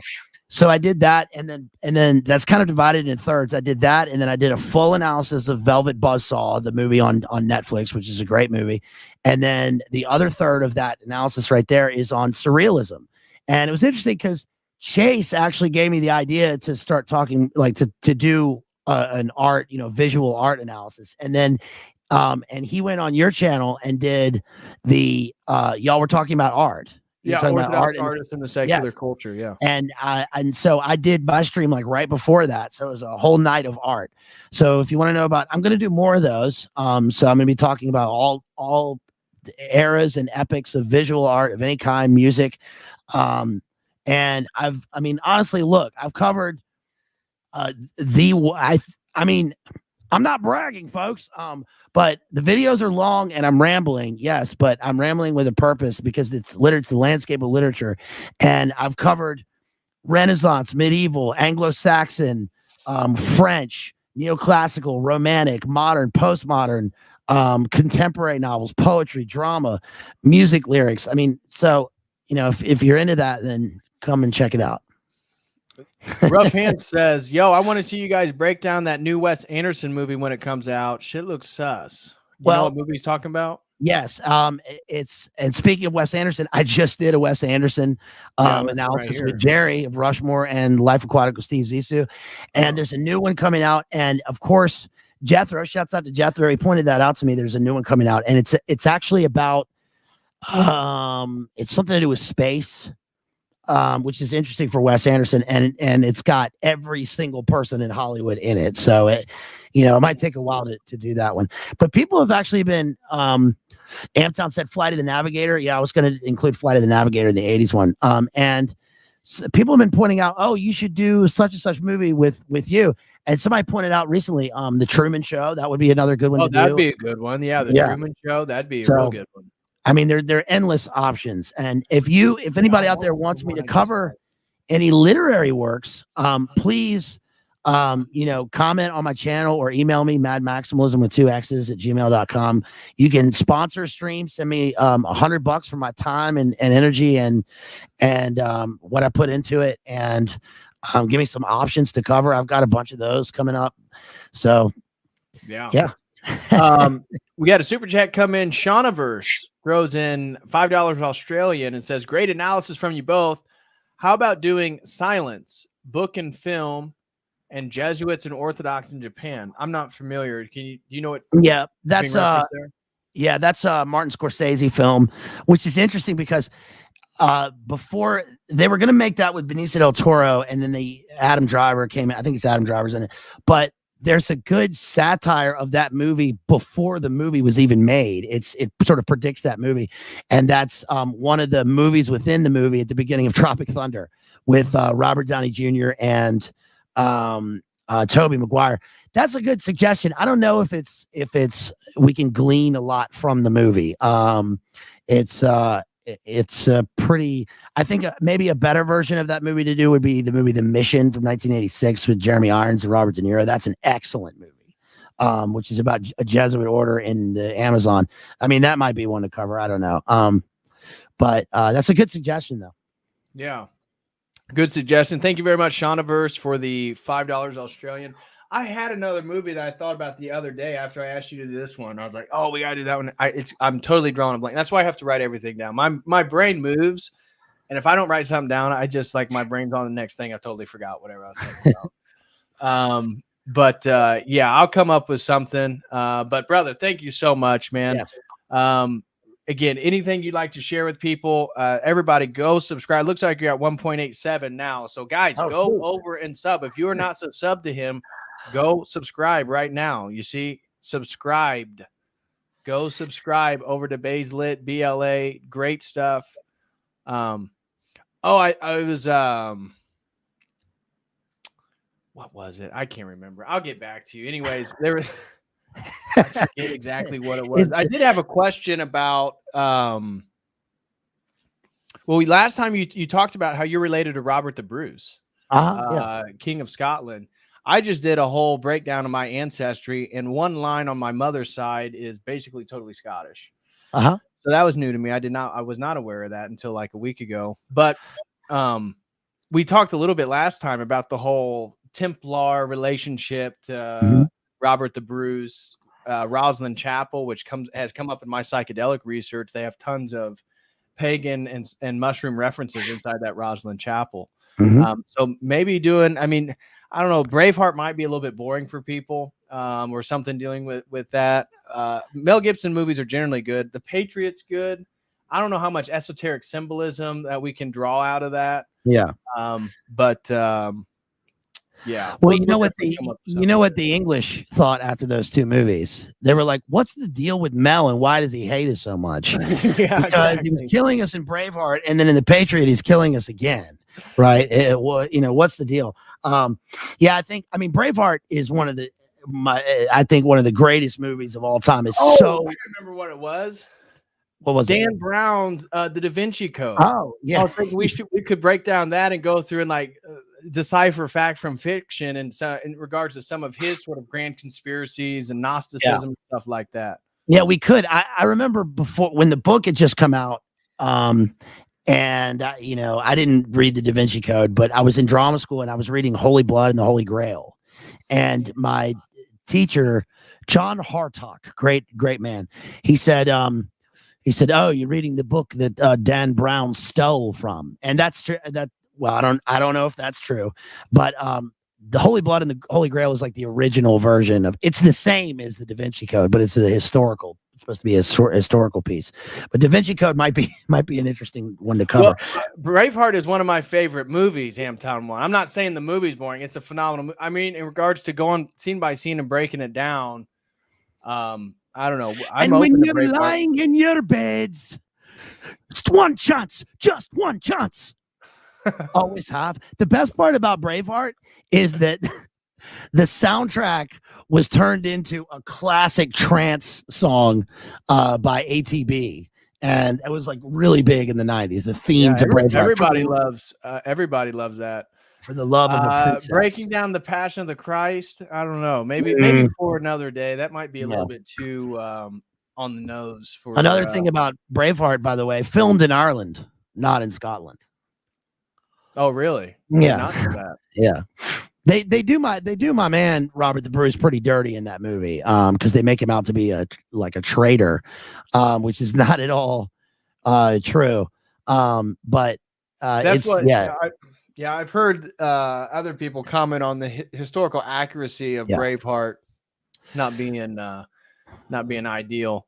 But I love the movie, generally speaking, along with Patriot. I just don't know how great they would be in regards to us breaking them down, because we kind of talk about culture through the lens of a movie. Right. We could, though. I'm not. But that's what I thought about Dan Brown, or those whole like esoteric theories of Jesus and Mary Magdalene. And I mean, this is just Gnostic stuff that I'm quite familiar with. But yeah, there are plenty of cornerstone, big time esoteric movies that we could. Yeah. Anybody watching, if you got thoughts on certain movies in the forum, just leave a comment, and if it's really good, then I'll DM BLA, and then he'll give us a green light if he thinks it's a good one or not. But anyways, brother, I don't mean to keep you. Geez, we've already done 3 hours. I did not mean to do that, but that's all right.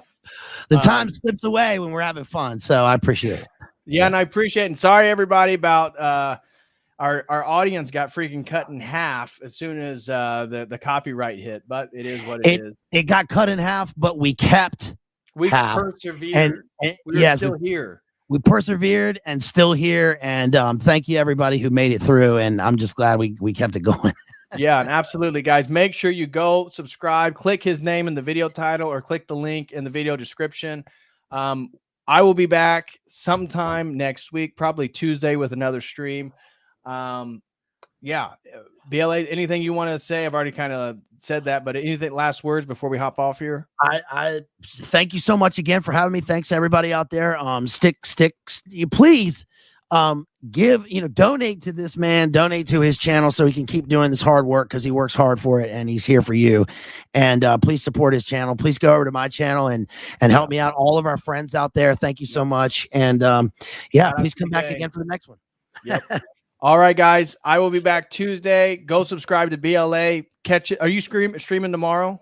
Yes, tomorrow. Yeah. Yep. So he'll be live tomorrow night. Go click subscribe, click that bell button, and join him tomorrow and support him with his great work. I'll be back Tuesday. So as always, until next time, God bless. Peace.